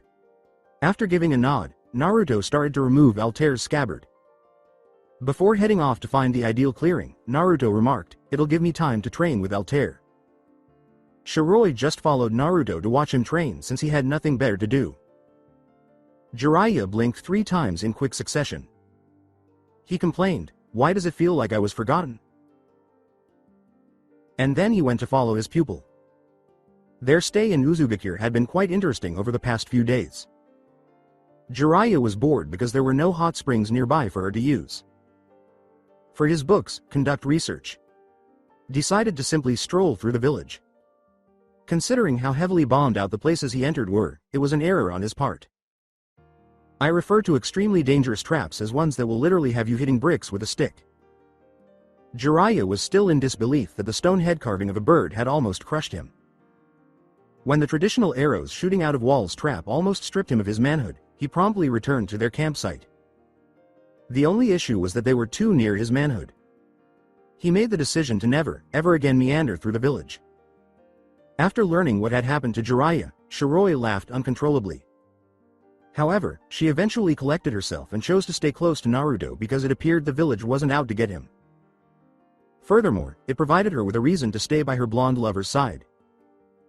He made the decision to train Altair in some ways without the use of clones with Naruto.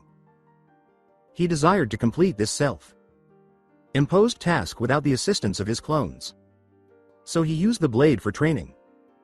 But Kyuubi was correct. Altair was instructing him. Through Naruto's instincts, the blade had been teaching him, even though Altair was mute. Naruto was taken aback by that, but he was grateful for Altair's assistance. And Naruto could confidently declare that, following those few days, he was at least a low-level chunin in Kenjutsu. Naruto also took great care with the blade, cleaning it after training whenever there was even the smallest bit of dirt on it. That made Altair pulse with happiness. However, the day has finally come to pass. The day that would determine whether Naruto could truly learn senjutsu or not. The moment when Fukasaku would be called upon. Jiraiya asked, staring blankly at his apprentice, "Are you ready, Naruto?" Naruto nodded his head while maintaining a resolute expression. Shiroi appeared a little dejected, but Jiraiya couldn't really blame her. Ultimately, he was going to call upon Fukasaku to determine whether Naruto was deserving of the title of Toad Sage on this day. Shiroi continued to look at the ground. To be honest, she didn't want Naruto to go. She yearned to be close to him, to inhale his scent, to feel his warmth and love, to hear his voice, and to gaze into his stunning blue eyes. She desired Naruto to accompany her. However, she didn't want to come across as conceited. She didn't want Naruto to miss out on growing stronger for her alone. Jiraiya sighed inwardly to herself. Not only was this the ideal moment for Fukasaku to test Naruto, but it was also the ideal time to ask Fukasaku to see if Shiroi could visit Mount Myoboku. When Naruto saw Shiroi's dejected appearance, he turned to face her with concern. "Shiroi-chan, are you alright?" With a quick glance up, Shiroi gave Naruto a bright smile that Naruto could tell was fake. She spoke in a cheerful voice, disguising her melancholy tone, "I'm fine, Naruto-kun." Naruto gave off the impression that he didn't trust her and intended to ask more questions. However, he was unable to speak as Jiraiya abruptly declared that it was time to call the Fukasaku. Jiraiya quickly called for the elder toad Fukasaku after receiving Naruto's affirmation that he was prepared. After a brief puff of smoke announced Fukasaku's approach, Shiroi and Naruto were able to catch a glimpse of the renowned elder toad. Fukasaku exclaimed as soon as he saw Naruto's form, Yar Jiraiya-chan. Is this the young lad you told me about?" He had to acknowledge it. He thought the blonde looked impressive, especially in his robes. And there was an uncanny resemblance to Minato.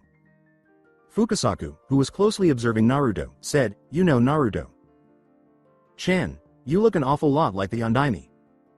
After blinking, Naruto blushed in a humiliated way. He stuttered, grinning shamefully, "Why? You really think so?"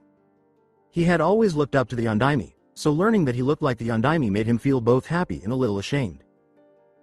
With a slight widening of his eyes, Fukasaku shot Jiraiya a sharp glance. "Shiroi-chan and Naruto-chan. If you want to talk, why don't you two go outside? I would like to have a brief conversation with Jiraiya-chan," Fukasaku inquired. "However, how about my assessment of judgment?" Fukasaku smiled warmly at Naruto, who hesitated to ask, "They say that the eyes are a window to a person's soul, Naruto-chan. I knew you were worthy as soon as I met your eyes. Now go on, I have a very important question for Jiraiya." Naruto nodded to Fukasaku, then turned to face Shiroi, only to discover that she had vanished. He heard the door close, and in an instant, he had left the temple's ruins and entered the Uzushiogaki ruins. Fukasaku gave Jiraiya a harsh look and demanded an explanation, certain now that Naruto was no longer there. "Jiraiya-chan. What is the reason behind Naruto-chan's ignorance regarding Minato-chan's fatherhood?" His expression was one of admiration for their hero, not one who was aware of his father, according to Fukasaku. With a little hesitation, Jiraiya uttered the uncertain words, He isn't ready yet, Pa. Isn't ready, Jiraiya-chan?" Fukasaku asked with a disbelieving expression on his face. He said, looking puzzled, "Jiraiya-chan, I saw the boy's eyes. The months you had him, he developed a lot. Thanks to what you've told me, not only has he become much calmer, but he also has the kindest heart I've ever seen. I don't even think Naruto-chan is capable of having a total hate for someone. Your fear that he will despise you is the true reason you're keeping it from him. Do I have this right?" Fukasaku concluded. "Jiraiya-chan, rather than thinking about the negatives," sighed the elder toad. Jiraiya stayed silent, only proving Fukasaku's point. "Consider the benefits. You could at last behave like the godfather you were destined to be from the start," said the wise Fukasaku. Before saying anything, Jiraiya remained silent for a short while. Okay, Pa. You made your point, but... Fukasaku grinned appreciatively. Jiraiya concluded, I'll only tell him when he masters senjutsu. Fukasaku nodded appreciatively. The older toad said, Jiraiya-chan, that's acceptable. After a few moments of silence, Jiraiya said abruptly, Pa, there's another thing I want to ask of you. Fukasaku raised an eyebrow. Jiraiya-chan, what would that be? He asked in a puzzled manner. Well, this is how it is, Jiraiya said. Hiroi-chan. Hold on. Naruto shouted as he tried to catch up to the silvery white-haired vampire. Shiroi slowly came to a stop, and she turned around and gave Naruto a bright but obviously fake smile. Naruto-kun. Is there a problem? With her phony smile intact, she questioned. The false smile on her face caused Naruto to suddenly scowl, speaking without acknowledging the surprise on her face. Shiroi-chan. Give up pretending to smile. She could never get enough of those stunning blue eyes. Something is bothering you, and I want to know what it is, he said seriously as his piercing blue eyes sank into her pink ones. The way he gazed at her, the way they glistened like the ocean, the amount of love and care in them, the intensity that could be contained in them. She couldn't lie to him. It was too difficult. She just couldn't. She loved those eyes and she loved him more than anything. Your senjutsu training bothers me, she at last uttered. It took all of Shiroi's willpower not to squeal and smother the blonde in her chest as Naruto tilted his head confusedly, not realizing how cute he looked at the moment. What do you mean exactly? The blonde asked, scratching his head. Shiroi-chan? Shiroi sighed inwardly. Even with Naruto's remarkable advancements, he was still a little dim. That was something she needed to fix when he turned 14. She grinned inwardly at the thought of what she would do to him when he did turn 14. For a split second, a feral, predatory gleam appeared in her eyes, but it vanished so fast that Naruto thought he was dreaming. What I'm trying to say is that we will be apart for an unforeseen period of time due to this training. Shiroi answered with a dejected expression, and I don't want to be separated from you, Naruto-kun. She knew it was selfish, but was it really that bad for her to want the blonde and his time all to herself? Shiroi-chan. Don't you think you're being a little bit of an idiot? Naruto said. Shiroi's head snapped up towards him, and when she saw the warm, loving smile he was giving her, she was ready to demand to know what he meant. She blushed as he smiled at her in that way, and his smile, oh his brightening and wonderful smile, warmed and melted her heart with love and affection for the blonde. We would like to ask Shiroi-chan if she is willing to accompany us to Mount Myoboku. And in the event that not. He looked at her warmly and said, well, I will not accept senjutsu training if you are not there. Altair pulsed at Naruto's side in agreement. Shiroi just looked at Naruto in disbelief. He would sacrifice learning something so important for her? His words made her heart warm even more. She loved him so much at the moment, but she couldn't and wouldn't allow her selfishness to prevent him from losing this training. Naruto-kun. She uttered, I can't let you give up something so significant and potent just for me. Don't worry, Shiroi-chan. Even if I don't master senjutsu, I still possess the jutsu scrolls one discovered during our visit to Uzu. The blonde stated, I'm particularly interested in learning the water style, Water Phoenix. While staying in Uzushiogakure, Naruto discovered many scrolls belonging to the Uzumaki clan. Some of the scrolls contained knowledge about sealing, which he took to like a fish to water since his kinsmen were sealing masters, so it was only natural that he too would become a prodigy at sealing. Some of the scrolls even contained some jutsu, though he chose to keep the ones he couldn't use. It's only fair that he takes them to protect them since they were his family's. While he did not find many wind-based jutsu, a wind was a rare element even in Uzua. He did find dozens of water-based jutsu, leading Naruto to surmise that water users were ubiquitous in Uzu.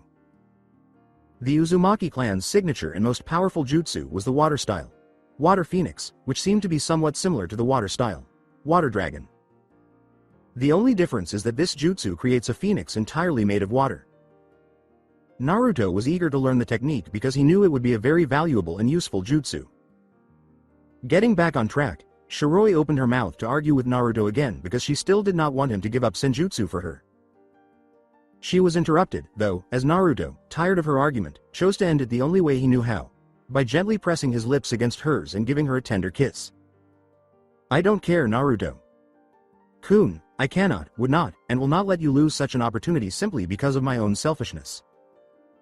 As Shiroi kissed him back, her eyes briefly widened before going half lidded. Naruto smiled at Shiroi, breaking their kiss, and the sun seemed to instantly shine brighter. Shiroi. Chan. Either they allowed you to accompany us so I could utilize senjutsu.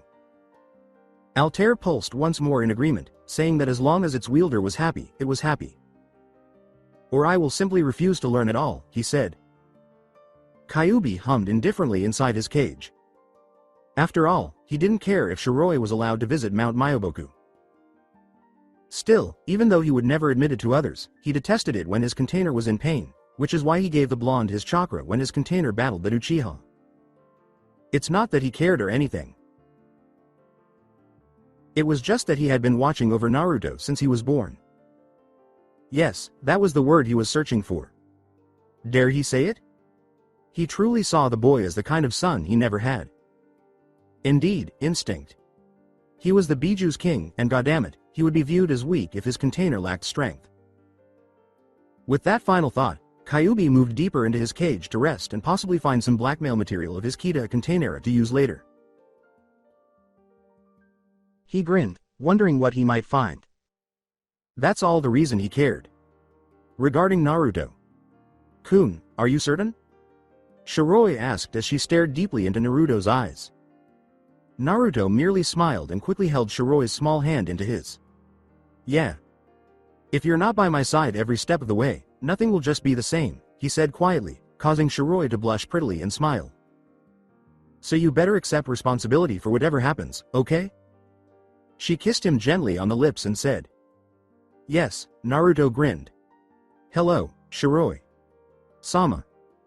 Shiroi blushed even more inside, wondering idly if she could get him to say that when she bed him. He said in a playful way. Naruto tugged on Shiroi's hand and said, Let's go, Shiroi. Chan, we have to ask the Elder Toad if you can come. Shiroi grinned as they started to approach the abandoned house where Jiraiya and Fukasaku were having a conversation, but before they could go more than 5 steps, there was a loud rumbling sound, which caused them to stop. Naruto then looked down to his stomach, only to discover that it had never rumbled in the first place. He looked reluctantly at Shiroi, who was blushing cutesy in embarrassment and trying to hold her head up in dignity. Shiroi. Chan. Did that just happen? Naruto stumbled to a stop. That's absurd. I am a lady, and it is improper if a lady's stomach rumbles like this. She was unable to finish, though, as her stomach decided to express itself by rumbling once more. If her stomach could have spoken, it would have said something like, Fuck you, I want some damn food. She held her head down in shame and cursed her stomach repeatedly.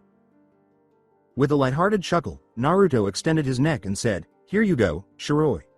Chan. He seemed unfazed that he was offering his neck to a vampire. With a satisfied groan, Shiroi wasted no time in almost immediately latching onto his neck and starting to drink his blood. Naruto, like every other time Shiroi drank his blood, only experienced a dull pain that eventually went away. He caressed Shiroi's silvery white hair absently, caught a whiff of her scent without realizing, blushed when he felt her lick his neck, as if she was trying to draw blood, and grinned while stroking her hair. His greatest treasure, she was the object of his love and protection, something that not even the powerful Kyuubi himself could take away from him. The king of the 9 deadliest beings in history, Kyuubi scoffed somewhat haughtily inside his cage, knowing that there was no way the brat could defeat him. He was the mightiest of the 9 Biju, and other people trembled and soiled themselves in fear at his sheer greatness and power. After proving his point to himself, he put his head back on his paws and carried on observing through his kit's eyes. It felt good to be king. Jiraiya concluded. And that's the entire story, Pa.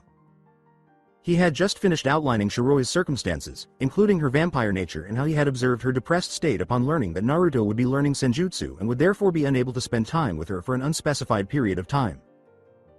The older toad just said nothing. He was initially taken aback by her vampire status, but he eventually got over it and began to show interest in their relationship. Jiraiya's description of their relationship gave the impression that they were very close, to the point where they would both instantly become at ease in each other's company. This pleased the small elder toad, who was glad for the blonde because, well, everyone knew that Jinchuriki required more care than any other human, what with living their lives and everything. Jiraiya didn't say so explicitly, but Fukasaku knew that he wanted him to allow Shiroi to enter Mount Myoboku for the benefit of Naruto, and Fukasaku wholeheartedly agreed. The younger toad grinned and said, "I know what you want to ask Jiraiya. Chan, and I'll allow it." Jiraiya grinned back at the older toad, glad that his apprentice wouldn't be left alone while he traveled the country monitoring his spy network and possibly gathering any information on Akatsuki. However, Fukasaku said abruptly, his eyes shining mischievously. Jiraiya scowled slightly, wondering what the older toad was up to. The toad concluded, "It is Naruto. Chan that must ask if Shiroi Chan can come." Jiraiya grinned, nodding in agreement, then opened his mouth to continue, but was cut short when the door opened and a determined Naruto and a trembling Shiroi entered. Though Jiraiya already suspected what this was about, Fukasaku and Jiraiya raised an eyebrow at the fire in Naruto's eyes as he strolled determinedly towards them. They wouldn't lie and say they weren't interested in what the blonde wanted, but they also wouldn't speak as they suspected their patience would be rewarded.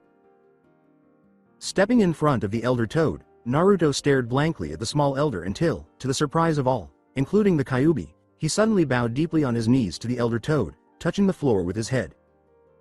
"Fukasaku. Oji. Sama." Suddenly, he yelled.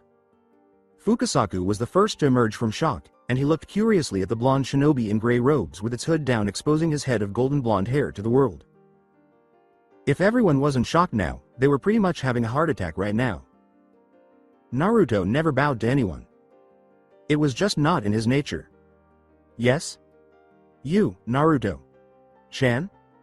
What the hell had gotten into his apprentice, wondered Jiraiya as much as Fukasaku, with a bewildered expression on his face. As Naruto was bowing, Shiroi appeared both shocked and surprised, though Jiraiya raised an eyebrow as to why she was still both. The Kyuubi, on the other hand, appeared as though someone had just smacked him with a giant fish. Kyuubi uttered those words before looking up, wondering if the world was about to end. Kyuubi put his furred chest to his chest and sighed with relief that the world was not ending. Nearly had a heart attack. He muttered, then turned his attention to what was happening through his container's eyes. "Fukasaku. Oji. Sama." With his head still bowed, Naruto said, "I humbly request that Shiroi be allowed to come to Mount Myoboku as a visitor until my senjutsu training is complete." Shiroi's heart trembled with love and affection for the blonde, understanding that he was doing all of this for her. A gift from Kami that was meant to be loved and protected from the start. She thought of Konoha and all the dark thoughts that raced through her mind, those poor, worthless humans who dared to abuse him out of misplaced hatred and rage. There were countless ways to murder everyone in that pitiful and hypocritical village. There were dark, sadistic, and horrifying methods of torture that she could carry out. She knew of methods so cruel and inhumane that even Uchiha Madara would tremble and whimper in fear. She detested them all and wanted them to suffer in the darkest depths of hell and burn forever. A growl nearly shot out of her throat as she considered Konoha, but she choked it back. There was only one reason she couldn't destroy Konoha. Naruto still wanted to defend the village despite all the abuse and mistreatment the blonde had to endure. For that reason, she would stay neutral toward the village. She wouldn't attempt to murder them, but she never mentioned giving them the evil eye. Instead, she grinned wickedly inside and briefly let her eyes glow a frightening pink, but no one saw. Dozens of villagers in Konoha, meanwhile, shivered for no apparent reason. Humming to himself, Fukasaku looked down at the young blonde in front of him. He had to admit that he hadn't expected the blonde to treat the girl next to him with such deference, but just because he swallowed his pride didn't mean he had the will to keep trying. With that in mind, the older toad made the decision to put the blonde to the test. "Naruto. Chan, tell me what would happen if I didn't let Shiroi Chan pass?" With a serious expression, Fukasaku gazed down at the blonde with indifference. With a determined and passionate expression in his eyes, Naruto slowly raised his head and said, "Then I will not accept any form of senjutsu training," Naruto declared in a tone that was dead serious. After that, there was silence. Before he realized what the blonde had said, Jiraiya's eyes grew as big as dinner plates. Naruto. You can't be serious. You would abandon senjutsu. All just for her? Jiraiya thought to himself as he glanced at Shiroi, who was looking at Fukasaku nervously as she waited for his response. After staring at Naruto for a brief while, Fukasaku grinned slightly and said, "Yar yar Naruto. Chan. You did very well on the test that you took." Fukasaku remarked, "I'll admit that I didn't anticipate you to reject senjutsu's teachings." You mean? With hopeful looks, Naruto and Shiroi both trailed off. Yes. The old toad said, "Shiroi. Chan is welcome to visit Mount Myoboku as well." Bright smiles burst onto Shiroi and Naruto's faces at that very moment. Then, Shiroi lunged forward, pressing her face deep into Naruto's neck. "Thank you." With gratitude, Naruto addressed Fukasaku by his new title, Oji Sama. Jiraiya smiled broadly, clearly pleased to see his student in such high spirits. Naruto's triumph over Fukasaku's test gave him great pride and satisfaction, and his happiness was a testament to the fact that he was a rare gem, appearing in this world only once every 1,000 years. Now, Shiroi. Chan, Naruto. Chan, I advise packing all of your belongings. The older toad said, "We're going to be staying in Mount Myoboku for quite a while." After giving each other a nod, Naruto and Shiroi hurriedly went to another room to begin packing. Jiraiya said, "So what do you think of him, Pa?" After they had left. After a brief period of humming, Fukasaku grinned and said, "That boy Jiraiya. Chan will become a legend. Additionally, his heart. It is the purest and kindest heart I have ever seen in my life," he declared with confidence. Yes, Jiraiya uttered, "Naruto is a terrific kid." As they reached Mount Myoboku, a puff of smoke heralded the arrival of Jiraiya, Naruto, Shiroi, and Fukasaku. Whoa! This location is fantastic. Shiroi surveyed Mount Myoboku with a sense of childish wonder and amazement, thinking, this was the home of the toads. This place looked awesome. Naruto yelled as he pulled off his hood. "Hey, where did Ero Sensei go?" Fukasaku asked, giving them a toadish smile at the surprise on their faces. Jiraiya laughed and nodded to Fukasaku. Fukasaku nodded back. The perverted sage vanished in a cloud of smoke. Naruto inquired. "Naruto. Chan, you didn't think Jiraiya Chan would stay here, did you? It doesn't mean he can see your training just because he wanted to. After all, he still needs to consider his spy network," Fukasaku clarified. Naruto muttered, a little disappointed that Jiraiya wouldn't be present but understanding of his predicament. "Oh right." He felt a hand gently clasp his own and smiled gratefully at Shiroi. "Hello." A booming voice yelled. When the three looked in the direction of the shout, they saw Gamabunta's son bounding in their direction. "You have enormous Gamakichi." It was fucking creepy, man. Shiroi smiled strangely at the sight of a giant toad hopping towards a human and calling him Aniki. Naruto exclaimed with a bright smile on his face. "Aniki, how are you?" "I've been great, Gamakichi," asked Gamakichi, looking at the blonde sage. "In training." Naruto grinned. "Gamakichi, I want you to meet my girlfriend Shiroi Chan," he said, introducing the two, before his eyes brightened. After giving Shiroi a long look, Gamakichi extended a webbed hand and said, "Nice to meet ya." As he smiled, Shiroi gave a nervous laugh and shook Gamakichi's hand, greeting him like a gigantic toad. To put it succinctly, she thought, what the fuck? This is going to be a long training session for senjutsu, she concluded. She felt a presence behind her, so she turned around only to see another man-sized toad staring back at her with a somewhat dejected expression on its face. "You have any snacks?" With a silly look on his face, the toad inquired. Shiroi blinked once, twice, 3 times, and 4 times before shaking her head no. The toad turned to face Naruto after observing her shake her head negatively. "Do you have any snacks?" he inquired. With a laugh hidden deep in his voice, Naruto pulled out a pouch and opened it to reveal dozens of candies inside. "You're lucky, I was thinking of you when I brought this Gamatatsu," he remarked with a laugh. "Aniki, you shouldn't give him snacks seriously," Gamakichi shook his head angrily as Gamatotsu started to devour the candies with a broad smile. Though there was only a hint of humor in his voice, Naruto remarked, "You're only encouraging him." The blonde laughed, "Relax Kichi, it's not like the world's gonna end if I keep giving him treats."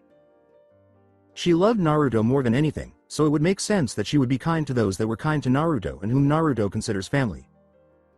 Shiroi giggled, for some reason she found extremely amusing. These toads treated Naruto like they were family, as such they were family to her. M.A. Come on over and say hello to Naruto_Chan. Fukasaku let out a startled shout. Fukasaku's shout caused everyone to fall silent.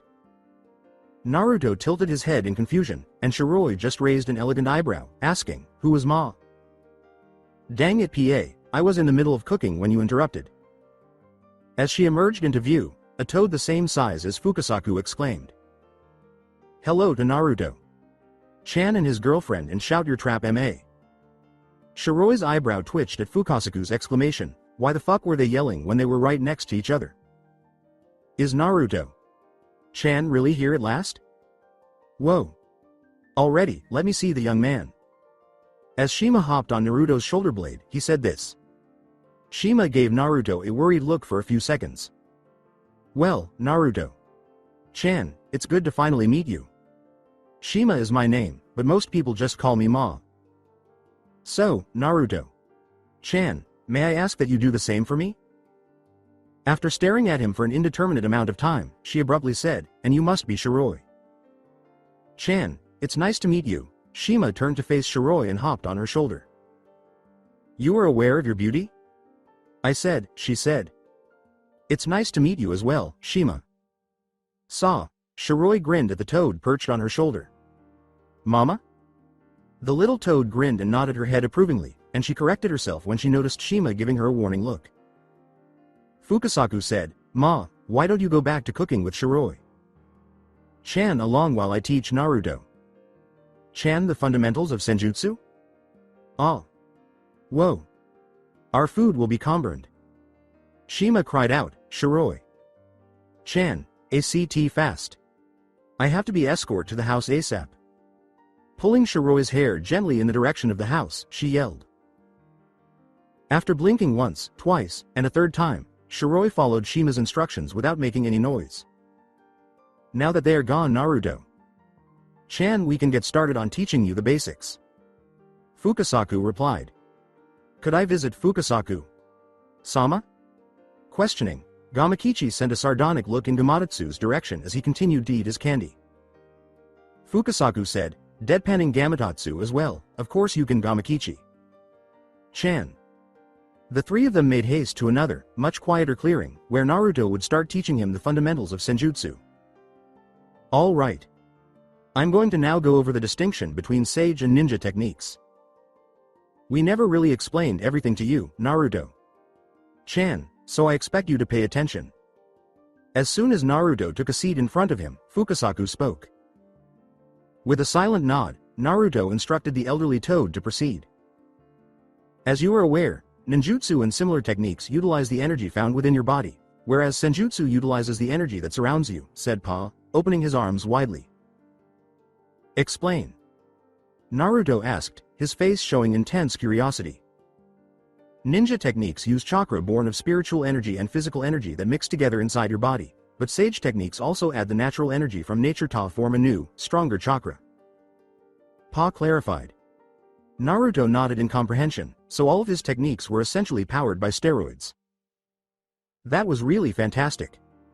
Now ya can't feel natural energy yet, so it's impossible for ya to use and see ida, Fukasaku replied.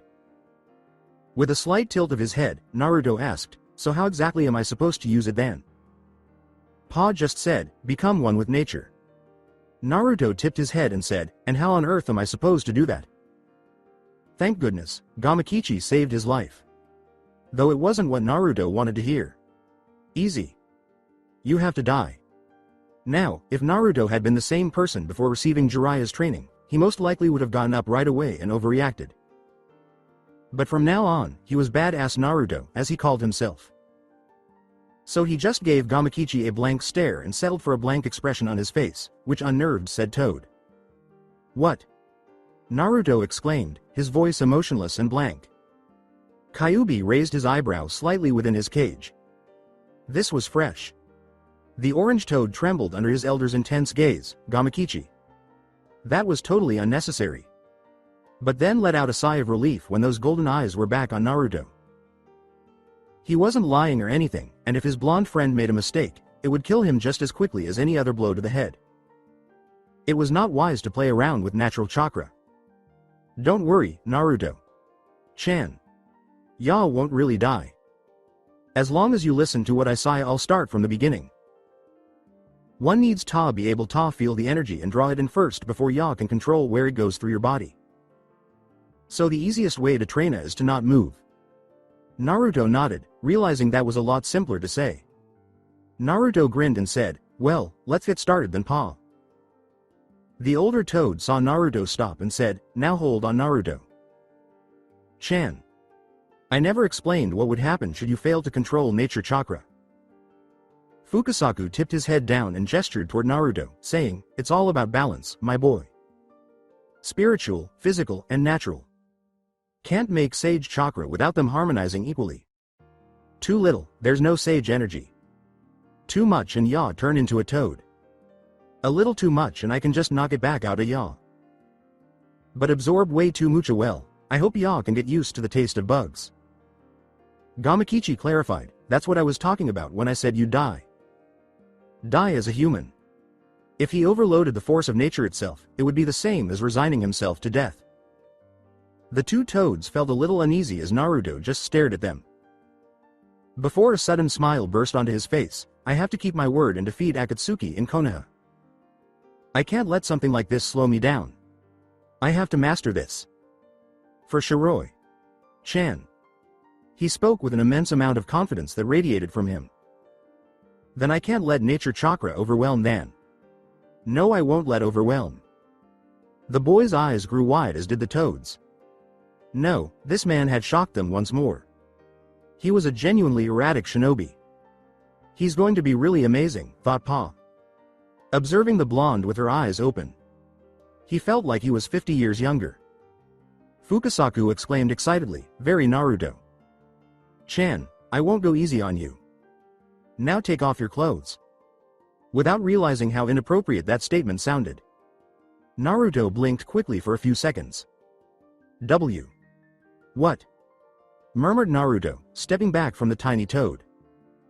Gamakichi grimaced, realizing that Naruto's amazing moment was over. Kyuubi was laughing so hard in his cage that he was howling. He genuinely thought that was the most precious thing he had seen in a century. Fukasaku laughed sheepishly. Sorry Naruto-chan, let me explain. It's just easier to get rid of nature chakra because direct skin contact works better. He clarified. With a relieved sigh, Naruto nodded. There was no doubt that the next few months would be difficult. After 2 months, everyone was taken aback by Naruto's remarkable progress in his sage training. In just 1 month, Naruto had learned senjutsu with the assistance of 2 more clones, since that was the maximum limit his father had set for him. Fukasaku was astounded, as were the other toads. They wanted to pass out and have a heart attack just at the thought that Naruto could have mastered such a challenging art in only 1 month. But Shiroi was pleased with Naruto's development and rewarded him with a kiss. It was not intended for Jiraiya to return before the 2 months were up. Shiroi and Naruto were then free to explore Mount Myoboku. They discovered Gamabunta and several other enormous toads while exploring. When Shiroi first saw them, her eyes widened. I mean, toads the size of mountains, so what the fuck? Gamahiro was one toad Naruto encountered. A very skilled swordsman toad. Gamahiro knew right away, from their first encounter, what the blade Naruto was holding. He inquired about Altair, asking where he found it and how he obtained it. Naturally, Naruto saw nothing wrong with it and gave a brief explanation of the specifics. It would be an understatement to say that Gamahiro was shocked. He and Naruto struck up a casual conversation after he recovered from his shock and quickly became friends. He even told the blonde that since he knew how to forge blades, to ask him if he needed any specially made weapons. Reluctantly, Naruto described how he never felt comfortable using kunai and how, most of the time, he was more than happy to fight with his fists when he was told to use one. After humming to himself for a while, Gamahiro mentioned that he might be better off throwing knives. Though he nodded and cocked his head, Naruto gave it a try by hurling some thrown knives that Gamahiro had given him. And to Gamahiro's and his shock, Naruto struck a center mass of a target. Gamahiro declared right away that he would begin developing some throwing knives that were specifically created for him. Even though Naruto objects, Gamahiro gave Naruto his new throwing knives a few days later. Naruto and Shiroi were astonished and fell in love with the knives right away. These full-sized knives have a sleek, tactical appearance and feel, and they were made for medium and long range throwing. Made from a single, solid piece of AUS 6 stainless steel with a satin and black finish. Every knife has been precisely balanced for accurate throwing. My profile has a link to a picture of the knives. Even Kyuubi smiled, anticipating the deadly and flawless appearance of these knives and the potential they held. Despite Naruto's repeated thanks to Gamahiro for the knives, the enormous toad ignored him. For the two of them, their time on Mount Myoboku was entertaining and enjoyable. But they made a quick vow not to eat any of Shima's food ever again. Is soup really a bug? Holy moly. Naruto and Shiroi both claimed to have seen the soup quivers several times. However, they forced themselves to eat the soup and kept their mouths shut. That night, they had puked quite a bit. But at last, right now. It was the moment they had all been waiting for 2 months later. Perhaps Naruto's first mission since starting their training trip, Jiraiya's return to pick them up. With a smile of anticipation, Shiroi expressed how eager she was to leave Shima's cooking behind. It was truly awful. The horrible food made her want to curl up in a corner and cry. And Naruto was so excited about his first mission since the start of his journey that he was practically trembling. An opportunity to validate himself and ultimately push his boundaries. Beside him, Altair pulsed in agreement, and the Kyuubi was grinning viciously. At last, his vessel could reveal to the entire world what he was composed of. Jiraiya arrived, signaled by a puff of smoke. When the smoke eventually cleared, Naruto and Shiroi went to welcome Jiraiya. They discovered him doing his entrance dance. I am the man whom other men in the elemental nations envy and the man whom the woman lust for. I am the great sage of Mount Myoboku. The teacher of the Yondaime Hokage, and one of the most powerful men to ever live. I am the great Jiraiya. Sama. Jiraiya exclaimed as he proudly raised his chest. Shiroi and Naruto gazed at the twisted sage in blankness. Not even Altair and Kyuubi could comment on that. Moreover, Altair was a real sword. The white-haired toad sage was met with blank stares from Pa, Ma, and the few other toads present. It seemed that Jiraiya would have to face reprimands regarding his alleged introduction. With a twitch of her eye, Shiroi said, that dance and introduction is so redundant. Naruto and the toads nodded in agreement. When Naruto first saw the perverted sage introduction, he recalls not being impressed and believing that the old pervert wasn't a ninja and that his victory over Ebisu was a complete coincidence. To be honest, it made him look incredibly foolish and unprofessional. Naruto gave a blink. How long had he known that word? Oh well, he shrugged lightly. Still, it gave him an air of intelligence. Yeah right Gaki. You have a long way to go before you can be considered smart, Kyuubi muttered, snorting inside his cage. Not because he didn't think his container was clever, it's just he thought his container was a dumb ass, so who was he kidding? After chuckling a final time at his own container's expense, Kyuubi put his head down and resumed his sleep. Hey, being a massive demonic entity inside the blonde was hard work. Who the hell was he kidding, I wonder? He was just incredibly indolent. When he opened his eyes and realized he was in Naruto and the others' company, Jiraiya abruptly stopped. So ladies, now that you know exactly who I am, what do you say we just get down in bed and... He gave a single, double, and triple blink. He gave a halting explanation, This isn't the brothel I was in. All they could do was give him blank stares. Fukasaku started to try to change the topic, saying, anyways, Jiraiya Chan. Naruto Chan here did something truly amazing. Oh really? And what was that? Jiraiya raised an eyebrow, not sure what she was expecting to hear. It wasn't true to hear that Naruto learned senjutsu in just 1 month. He almost had a heart attack when Naruto showed him the proof by going into Sage mode. Years had passed before he could even use senjutsu correctly, as he had to master its foundational techniques. Even so, he was never really proficient in Sage mode because every time he switched to Sage mode, he acquired toadish features. The idea that Naruto could have learned Sage mode in a month and could have progressed to the point where he could only use his eyes to change gave him immense pride. Naruto, you've done an amazing job. I'm proud of you, Jiraiya remarked after he recovered from his shock. With an embarrassed smile, the blonde said, thanks, Ero. Sensei. Shiroi inquired, so where are we off to now, Ero? Gigi? Jiraiya opened his mouth to speak, but Fukasaku spoke right away, cutting him off before he could say anything. Actually, Shiroi. Chan. I believe Jiraiya. Chan has something more to say to Naruto. Chan. The older toad replied, as he cast an expectant glance at Jiraiya. Jiraiya tensed up for a brief moment before letting out a sigh of acceptance. With a solemn expression, the perverted hermit said, Naruto. Again, I haven't been honest with you. After giving a bewildered tilt to his head, Naruto took off his hood. Shiroi just squinted a little bit. Ero. Gigi, what is it this time? She pondered. Naruto asked, perplexed, what do you mean, Ero?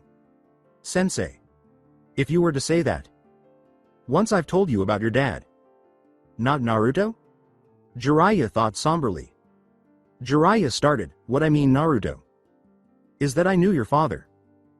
Shiroi and Naruto both tensed up. Jiraiya knew about Naruto's father, but how was that possible? It's impossible for a celebrity like Jiraiya to not know his father.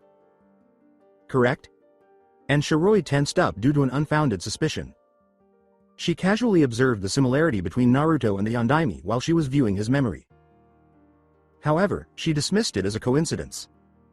But now she wasn't so certain. She was aware that Iwa would do everything in their power to kill Naruto if he was, in fact, the Yondaime's son, out of fear for the re-emergence of another Yellow Flash. She scoffed to herself. As if she would permit them to approach him by a mile. Who? Was my father Ero? Sensei? Naruto asks in a low voice, unintentionally stealing Shiroi's attention. Jiraiya's eyes glazed over with nostalgia. Your father was one of the most powerful shinobi in the world. And he was kinder than any other person in the world as well. I don't even think it was possible for him to truly hate someone. Your father invented 2 of the most known jutsu in the world. Your father was feared by many, and loved by many. But no one loved your father more than your mother. As you know, you're a member of the Uzumaki clan. And your mother was the second Jinchuriki for the Kyuubi, with Uzumaki Mito being the first and you the third. Jiraiya continued. Naruto nodded.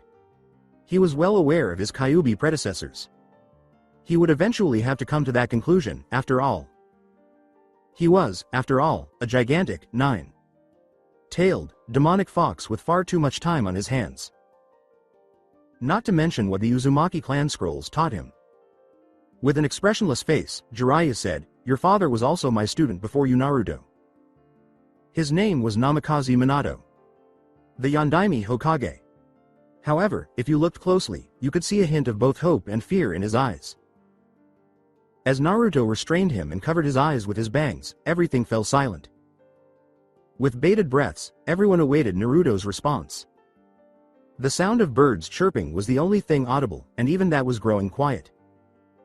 The Naruto robes were gently brushed by the wind. Naruto spoke slowly. Why? Me? Was all he said. As a quick gesture of consolation and assurance, Shiroi grasped his hand, feeling Naruto's hand instantly tighten around hers. She then grinned quietly. Minato couldn't just trust anyone with the Kyuubi Naruto.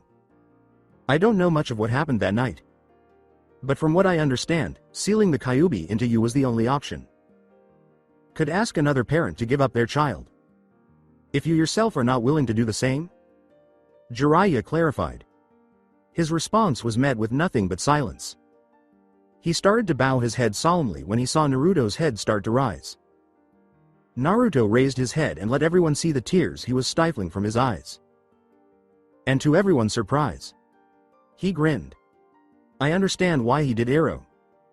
Sensei," he said. The blonde exclaimed, tears streaming down his cheeks in both sadness and happiness. "And I know that I can't just keep brooding over this. My father sacrificed himself not only for the village but for me as well. I know that he loved me, I can feel it for some strange reason. So I'll make sure to make my parents proud of what I'll become. Or my name isn't Uzumaki Namikaze Naruto." In awe, everyone turned to gaze at the blonde. Did he not feel angry? Did he not despise his father? Did he comprehend his father's choice? But observing the blonde's contented expression, everyone was aware that everything would work out fine. Shiroi smiled warmly at Naruto and tightened her hold on his hand. She fell even more in love with the blonde as a result of the whole ordeal. She smiled contentedly as he rested his head on her shoulder and she laid hers on his. Jiraiya grinned broadly as he gazed at his godson, the most exceptional student. The blonde was undoubtedly one of the world's most remarkable people. All of the toads, older and younger respectively, grinned happily. There was no longer nearly as much awkward intense air, only love, happiness, and joy. At his wielder's side, Altair pulsated with happiness, glad that his wielder was content. Kyuubi, inside his cage, had sensed a tense atmosphere and had woken abruptly from his nap. Merely gazed for a few moments through the eyes of his container. Before he put his head back down and fell asleep again, Kyuubi muttered, "Rakudo. Gigi. It looks like you may have been correct.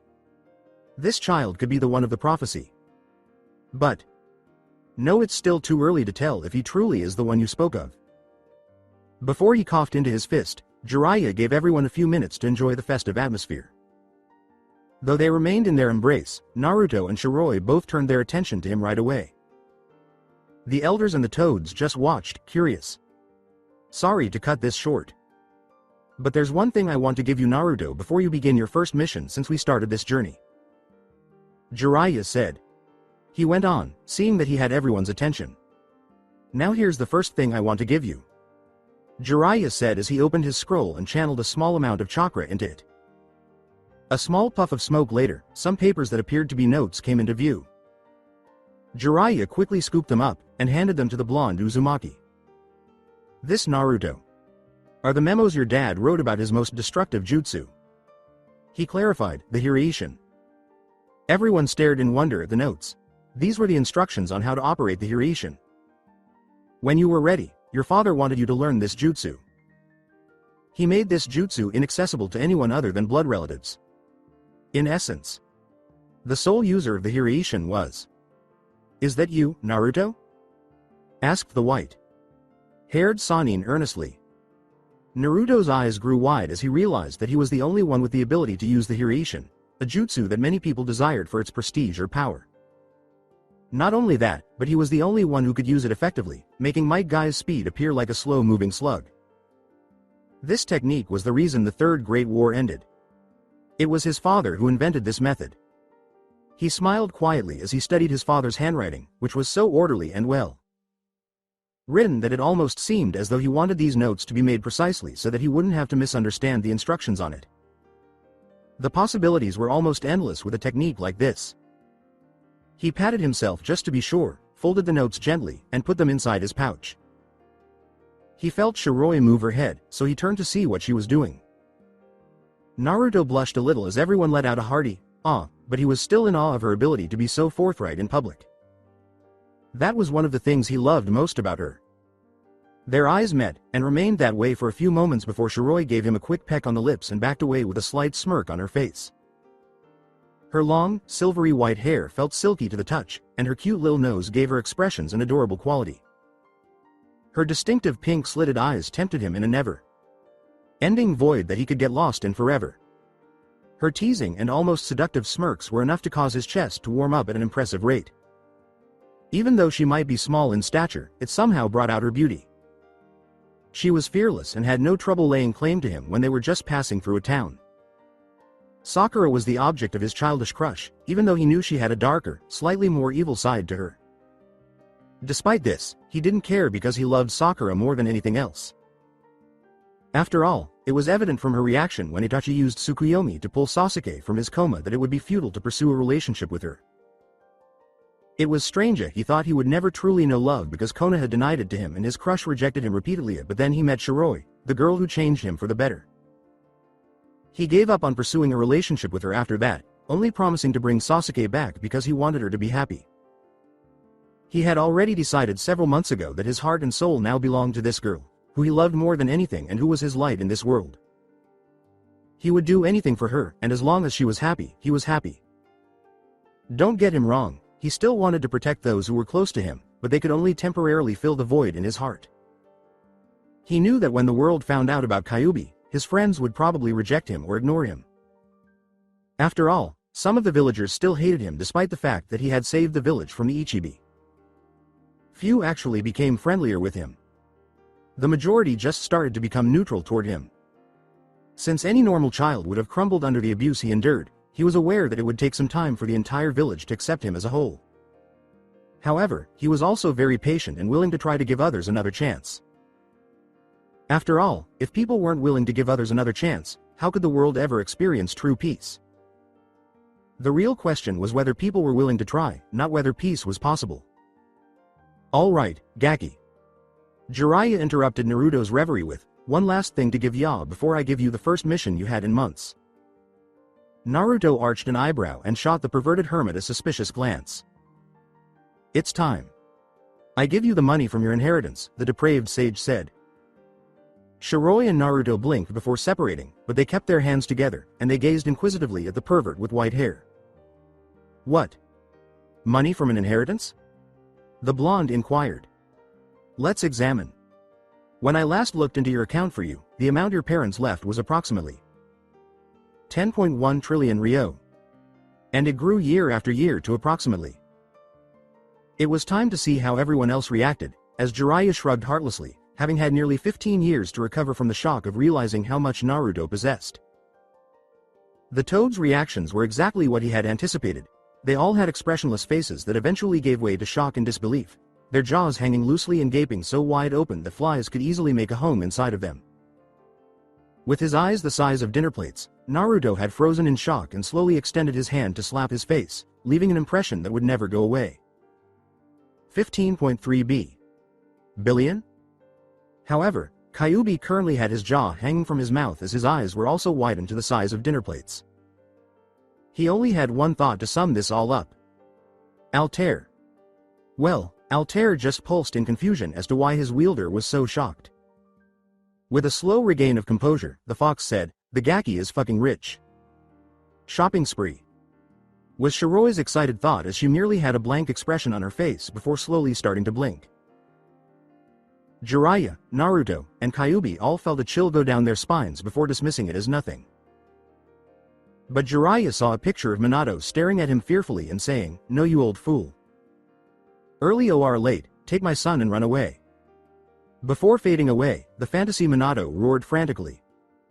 With an owlish blink, Jiraiya wondered absent-mindedly if he was becoming dementious. Naruto said, "I'm rich." And then a big smile appeared on his face. With a fist pump, the blonde exclaimed, "I'm freaking rich." As they all observed Naruto's response, they were all smiling. With a mischievous smile, Jiraiya looked at his trainee. "Now that I think about it, wasn't this trip he took the young blonde on already a year and a half ago?" That implied. It was October 10th tomorrow. Jiraiya smiled even more. Thus, tomorrow was Naruto's birthday. Well, he thought this would make a good birthday present. After all, discovering that your family account contains more than 15.3 billion ryo is not something that happens every day. Naruto stopped abruptly and stared at Jiraiya expectantly. "Alright Gaki, enough celebrating. It's time I give you your first mission since your journey," he said, a light smile spreading across his features. Together with Shiroi, who was glaring at Jiraiya, and the toads that leaned forward to inquire about the purpose of their summoner. Jiraiya quickly concluded, seeing the dissatisfied look on his student's face, "It's simple low-level B rank, with the possibility of it being a high-level A rank." That made Naruto sit up, and Shiroi hummed to himself as he considered what the mission might involve. The only disappointment the Toads felt was that their summoner would only require them in the event that he faced an S rank shinobi. Having run out of options, they departed in silence, leaving just Fukasaku and Shima with the three travelers. With a look that suggested he wouldn't take no for an answer, Shiroi questioned, "What does the mission entail?" "Arrow. Gigi? Just a small bandit camp that's been causing some trouble for a settlement near Tanzaku. However, the reason why it could possibly be considered a high-level A rank is because it's been said a shinobi has been seen among them." The pervert with white hair Sirius said. Shiroi's eyes widened a little and then she turned to look at her blonde boyfriend. She was confident he would return from the mission unscathed. That didn't, however, make her any less concerned for his security. "Naruto-chan. Even if this is merely a low-level B rank, please remember to be wary of anything that could and would happen." Fukasaku wisely replied. Naruto grinned and said, "I understand, Pa." The blonde toad said to the female, "Goodbye, Ma. I'll be sure to bring you back some food recipes next time." Shiroi grinned broadly and said, "It really was an interesting and fascinating experience staying you Ma and Pa." To the small toads. Before turning to face Jiraiya, Fukasaku and Shima grinned at both Naruto and Shiroi. "Jiraiya-chan. If I hear you corrupted these two wonderful children, I will hunt you down and cut off the thing that makes you a man." "Understood." Shima replied with a blank voice. Pale as a ghost, Jiraiya nodded fearfully. "Good luck on your mission, Naruto-chan. And Jiraiya, take good care of these young ones." The male toad replied. Jiraiya merely grinned at the two toads, and then the group vanished in a puff of smoke. They had returned from Mount Myoboku a day earlier. Jiraiya then decided that Naruto should complete this mission entirely on his own. At first, Shiroi's side was the main source of protest. However, he was able to persuade them. Shiroi required the most convincing. As a result, Jiraiya and Shiroi were both present when Naruto entered the settlement that the bandits were rumored to have been harassing. So, now we will finally see if Naruto's training has paid off, Jiraiya said. Shiroi just shot a quick look at Jiraiya before pouting at him. "Still furious that I was unable to help Naruto complete his mission." With a hint of sarcasm, the perverted sage remarked, "You know, you could prepare yourself for tonight, and I'll tell you how Naruto did tomorrow." Shiroi's eyebrow went up. "What do you mean?" Jiraiya smiled and said, "Tonight is Naruto's 14th birthday." His face was filled with knowing. Shiroi slowly turned to face the perverted sage with white hair. She asked, her voice tinged with excitement, "What exactly is the date?" He just replied, "October 10th. With a savage, raptor-like smile, Shiroi strode over to the hotel where the three of them were staying at the moment. The silvery white-haired vampire spoke softly, "Don't interrupt me and Naruto. Kun tonight, okay, Arrow? Gigi. Otherwise, I'll kill you. Oh, don't worry. There's some hot springs in this town that I wanted to check out anyway." He sighed. Even so, he made no mention of using Shiroi and Naruto's romance as an inspiration for his upcoming novel. He laughed perversely inwardly. Well, he could only imagine the response from his fans. Naruto took a seat at a stool close to the bar. Suddenly, he felt the urge to beat Jiraiya into a pulp, but disregarded in favor of gathering data. He had come into the town precisely a few hours ago, and he went into the sake selling bar of a nearby tavern as soon as he arrived. Jiraiya had often spoken of how taverns could and would always contain valuable information. He observed that everyone in the town appeared tense and had wary eyes when they saw him. He simply disliked being stared at in the middle of the street, not that it bothered him in the slightest. So he blended in by stealthily slipping into the crow. He was pleased to see that everyone forgot about him right away and went about their business. He searched for hours before coming across a tavern and entering it right away. As soon as he stepped inside, he heard two suspicious people talking in the background, and a hurried conversation between two townspeople in front of the bar stand. Since the townsman and he were closer, he made the decision to listen in on their conversation first. He would then listen in on the two suspicious people's conversation after he had had enough. So he took a seat quietly on a stool near the two townspeople, but not too close, and feigned to peruse the assortment of drinks available at the bar. But as he listened in on their conversation, his ear perked up. The first male, the one on the left, said, "I can't believe those damn bandits are harassing the hard working people of this town. I know what you mean, man. It's bad enough that the crops aren't growing so well this year, now we got fucking bandits stealing what little money we have. Fan. Fucking. Tastic." The other replied with a slight slur in his voice. Proof of the impact alcohol had on him. Tay, why do these stupid bandits have to ruin others' lives? Huh? It's so simple to just get a job and live an honest life. But no, those bandits just have to go the easy way, don't they? It's pathetic if you ask me. The first person responded by sipping on his water. Naruto was drawn to that and said, "Yeah. As a matter of fact, I heard those two people in the back are a part of that little bandit group." Oh really? Well, maybe we should tell them to get the fuck out of our town. No, we can't do that. And why the hell not? Didn't you hear the rumors? They say a shinobi is a part of their group. After hearing what he wanted to hear and enough, Naruto stood silently. He approached the two in the back in a discreet and silent manner. One of them gave him a quick glance once he was sufficiently close. Naruto approached the two gentlemen with cups in their hands, their backs to a wall, calmly and silently. Still leaning against the wall in silence, he crossed his arms. Thankfully, he was in close enough proximity to hear their private conversation. "Hey, when do you boss is gonna let us kidnap some of the women of this town?" Someone grumbled. With a wave of revulsion coursing through him, Naruto could hardly contain his urge to snarl. Altair pounded with rage and a thirst for blood. The other licked his lips in expectation. "I don't know when boss is gonna let us have some fun. But all I know is, I cannot wait." Hearing the two men converse filled Naruto with even more revulsion, but he forced himself to remain composed. Later, when the time was right, he would take care of them. The bandit stammered, "So what time did boss said to return to camp?" Just pointing out the window, the other bandit asked, Around sunset, why?"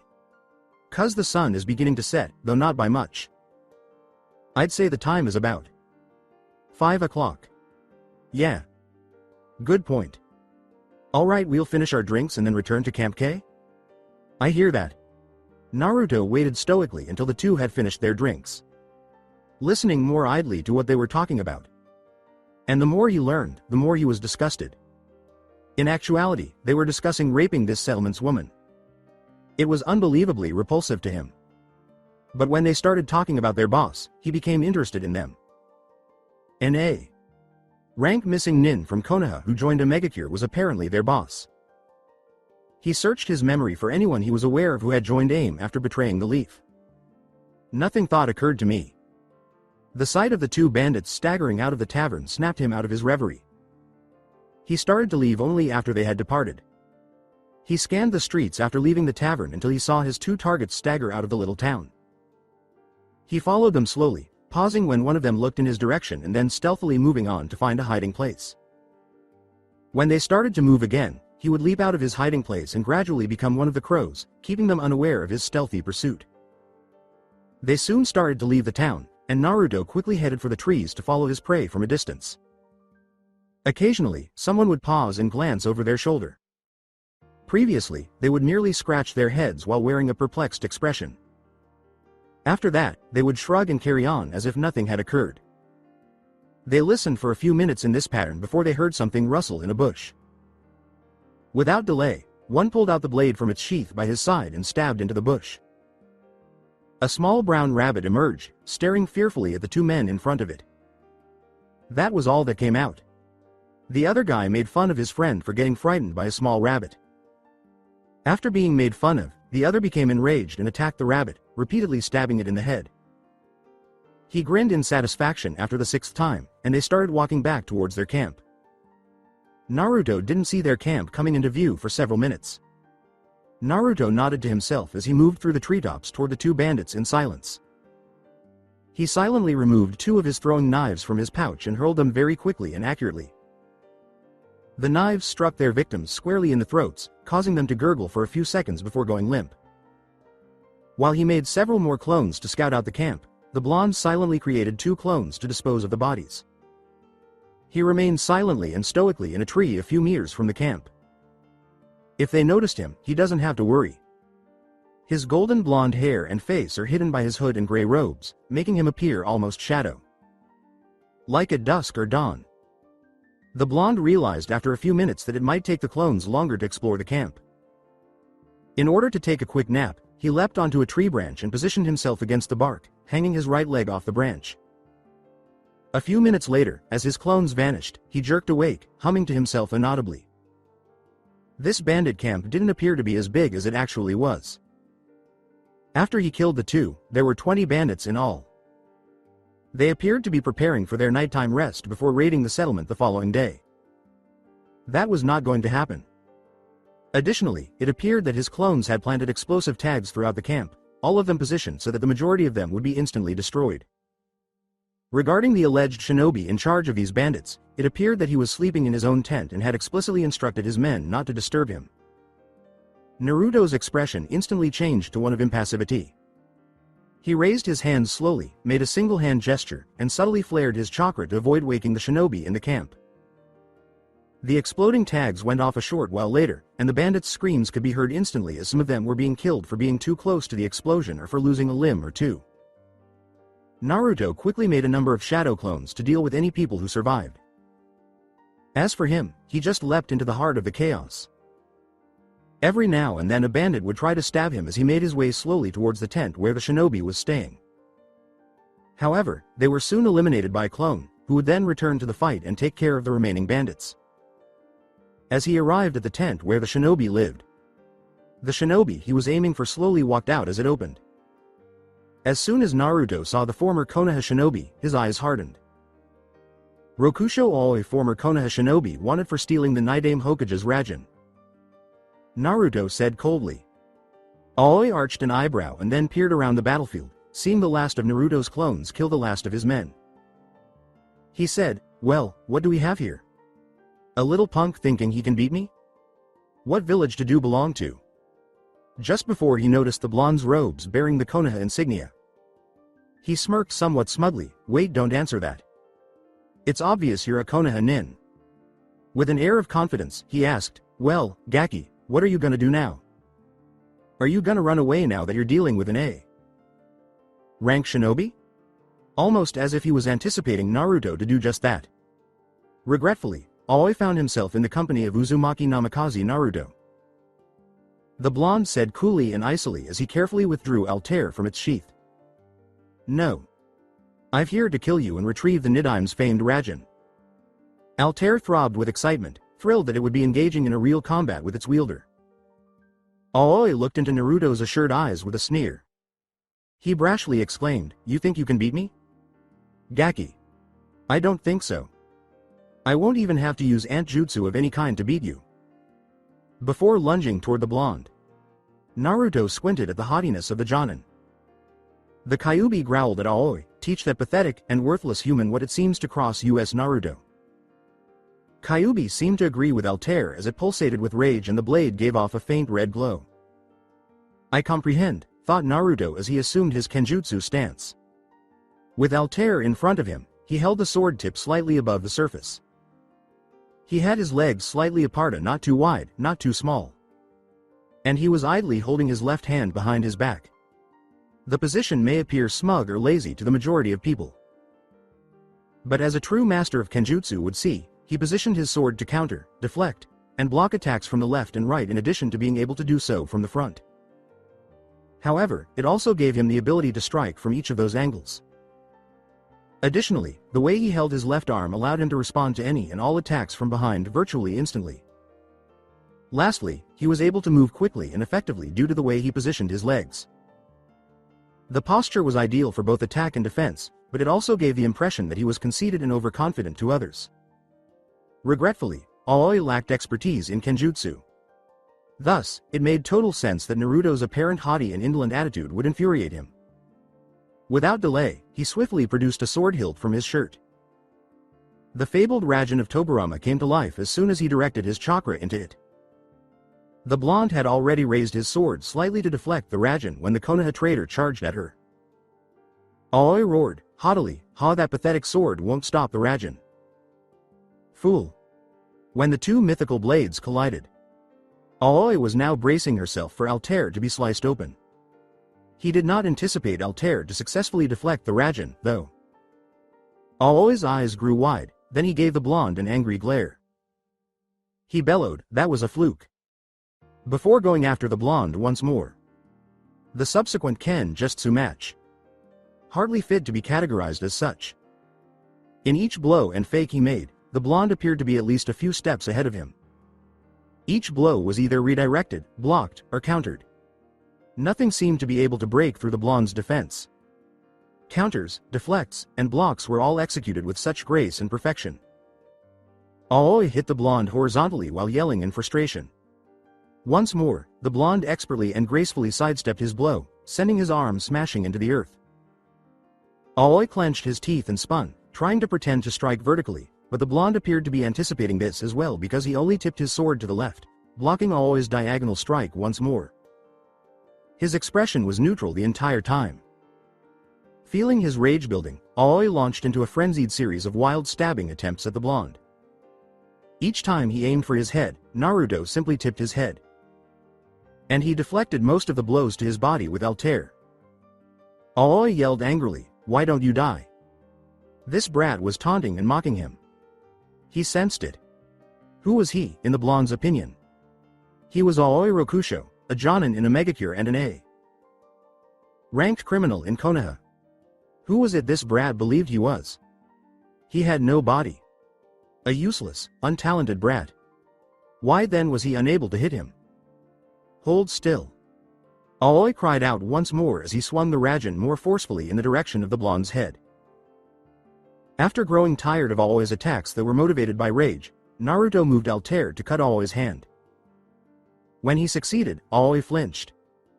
Seizing the opportunity, the blonde whirled around to deliver Aoi multiple quick blows to his legs and upper body. Ultimately, he terminated his assault by stabbing Aoi's left hand. Aoi roared in pain, "Ah!" as he tried to deliver another horizontal blow to the blonde. Just removing Altair from Aoi's wounded hand, Naruto slid back gracefully, dodging the attempt to chop off his head.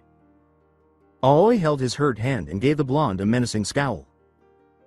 The blonde lectured, her voice emotionless but slightly disappointed. "Your stance is sloppy, your attacks are unrefined. You waste your movements by moving around so much, when you could just be patiently waiting for me to strike, and above all else you're impatient." Aoi got up and gave the blonde a glare. The blonde was attacked by Aoi, who roared, "Don't lecture me, you pathetic wannabe. You can't beat me. The Rasen will taste your blood, fool." As he leapt into the air and grabbed Tobirama's Rasen with his unharmed hand. With a small shook head, Naruto expressed his disappointment. This man was a thug, not a swordsman. Instead, he was fighting like a toy with a legendary weapon. It was time to put an end to this permanently. It wasn't right for this imposter swordsman to wield the Rasen. Altair briefly glowed a dark red before it faded, sensing that Naruto wanted to put an end to the fight. However, it only had a faint red glow to it. Naruto made his way to Altair to confront the Rasen. Aoi continued to think that Altair's fight with Altair was an isolated incident. There was a violent clash between the two blades, followed by a faint cracking noise. Aoi grinned, thinking his rival's sword was breaking. But to his dismay and horror, the Rasen's blade broke in two places, leaving the hilt a pile of dust. He gazed incredulously at the Rasen's ass in his hand. What?" he said, his eyes fixed on the ashes in his palm. He glared contemptuously at the blonde and exclaimed, "H. How is this possible?" Sheathing Altair in his sheath, Naruto merely gave him a cold stare. He gave the sword a pat on the eagle's head for a job well done. Altair sighed with satisfaction. Aoi yelled, "Do you realize what you've done?" And then produced an umbrella. "I destroyed the Rasen. A blade which you stole from Konoha, and stole from the Senju clan. I'm certain, that should the Nidaime Hokage was here, he would fully agree with my course of action," Naruto said with an icy voice. Aoi screamed, "I'll kill you," before raising the umbrella and making a number of hand gestures. The missing. Nin yelled, "Ninja Art Senbon shower," as dozens upon dozens of senbons started to descend upon Naruto's location. The hooded brute only narrowed his eyes as the wind began to pick up around him. Senbons started randomly settling on the blonde's spot, with more and more senbons eventually reaching her precise location. As he witnessed his opponent being destroyed by his signature move, Aoi laughed uncontrollably. He yelled, "That's right. Die. You piece of shit," with glee. The senbons ceased falling on the blonde, and the dust that had been slowly rising started to disappear more quickly than usual. But that was something Aoi never noticed. He smiled. But when he saw Naruto, his eyes grew as big as dinner plates. "Hey, that'll teach you to never fuck with me, huh? Gah. Ki?" Standing exactly where I was, unharmed. The area surrounding the blonde was littered with all of the senbon that had been launched. Aoi trailed off, starting to lose his voice. How? As the wind picked up again, Naruto said, "I got the idea after reading about the Yondaime Raikage's lightning armor. I created this little technique as an inspiration of the Raikage's lightning armor.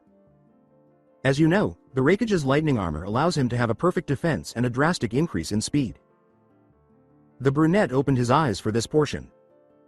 "So I figured, why not create a technique similar yet entirely different from the lightning armor? Why not create a type of armor just like the lightning armor, only instead of blocking all types of attacks? Why not make so that you could control the wind around you, to slow down projectiles, and all attacks?" Once more the wind around the blonde became recognized. "I call this little technique wind field. With the wind field I can control all the wind in an area of my choosing. Air pressure, oxygen, wind strength. I control all that and more in this area." The blonde continued with a smirk.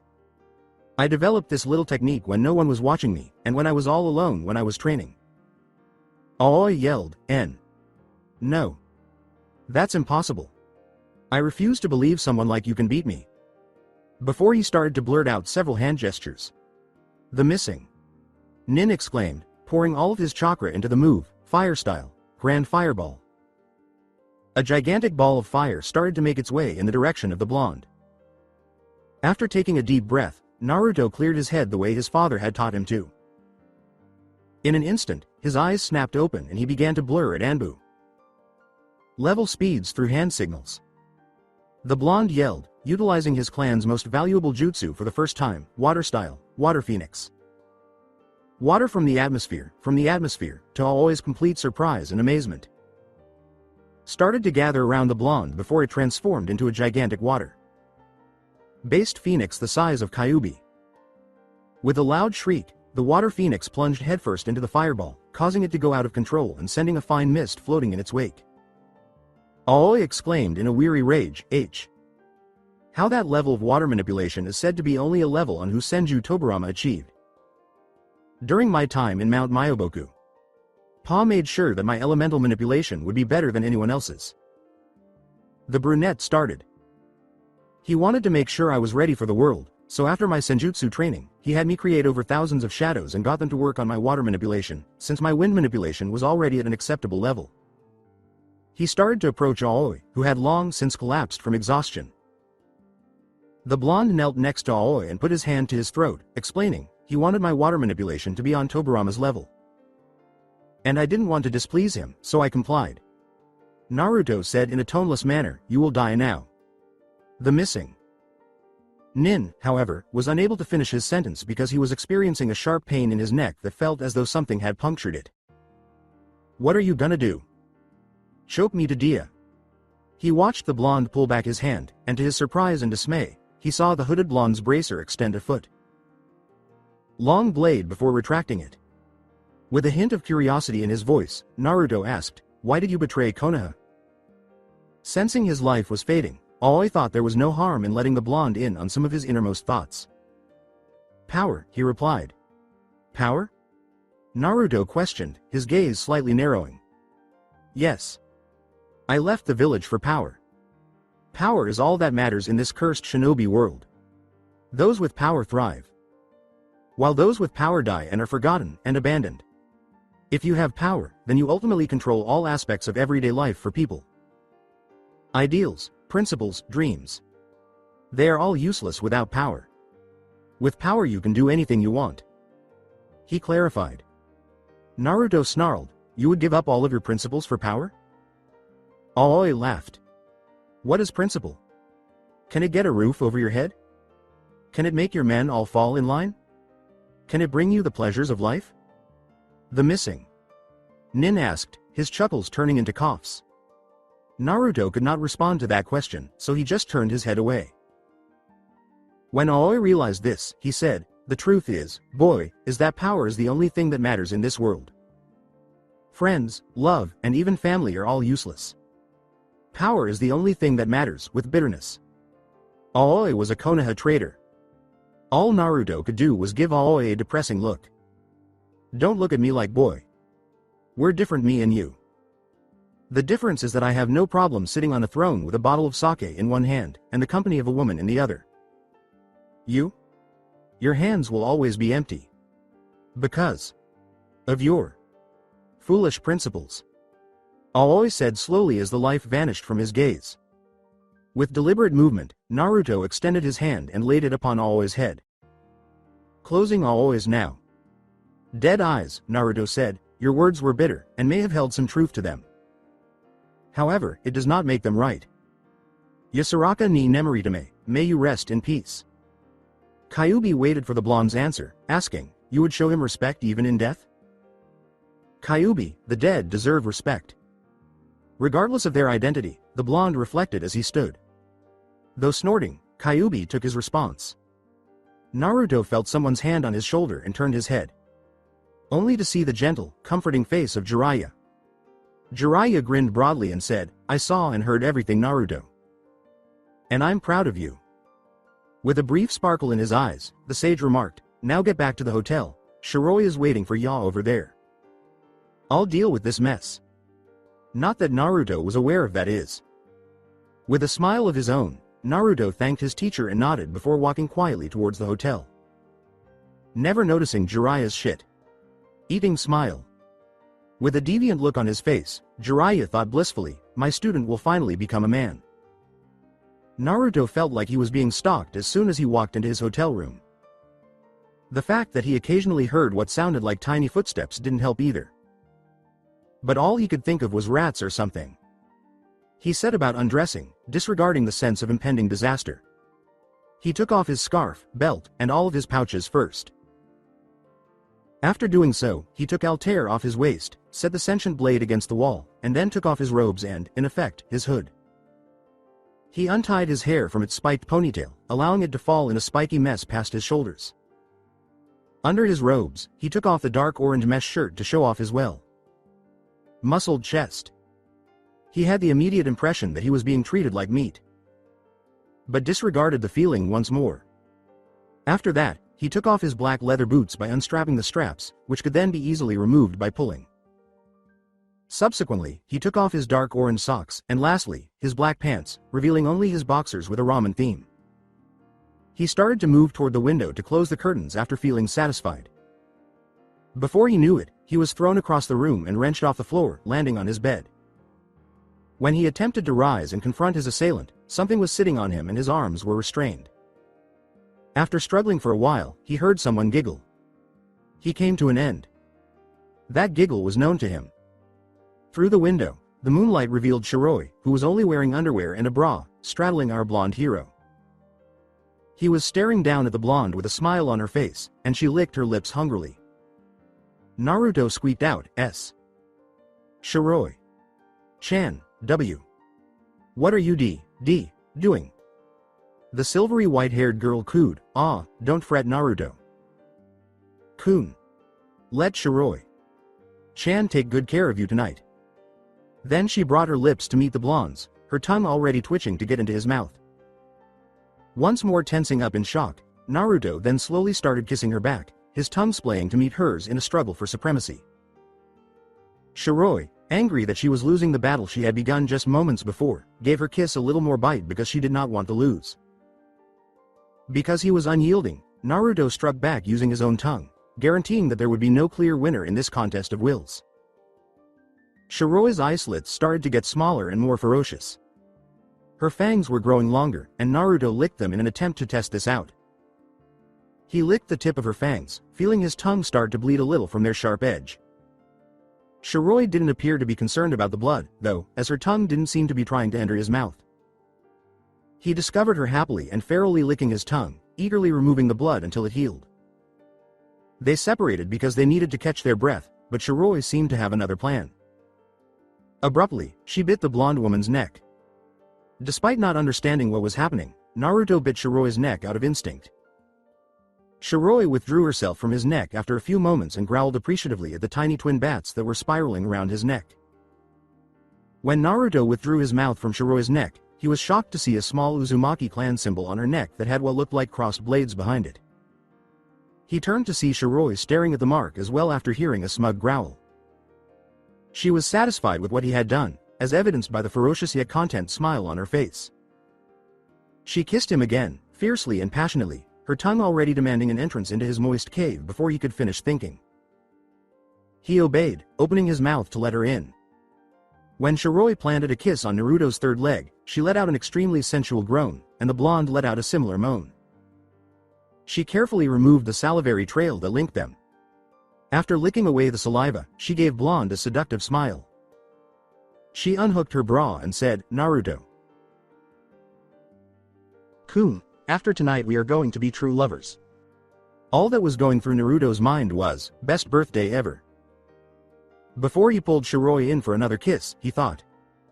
All night long, their neighbors would be complaining about loud noises. Not that it mattered to them. So that's it for today. I hope you guys enjoyed it. Don't forget to like, share and subscribe to the channel for more awesome stories like this. Thank you. See you all in my next video.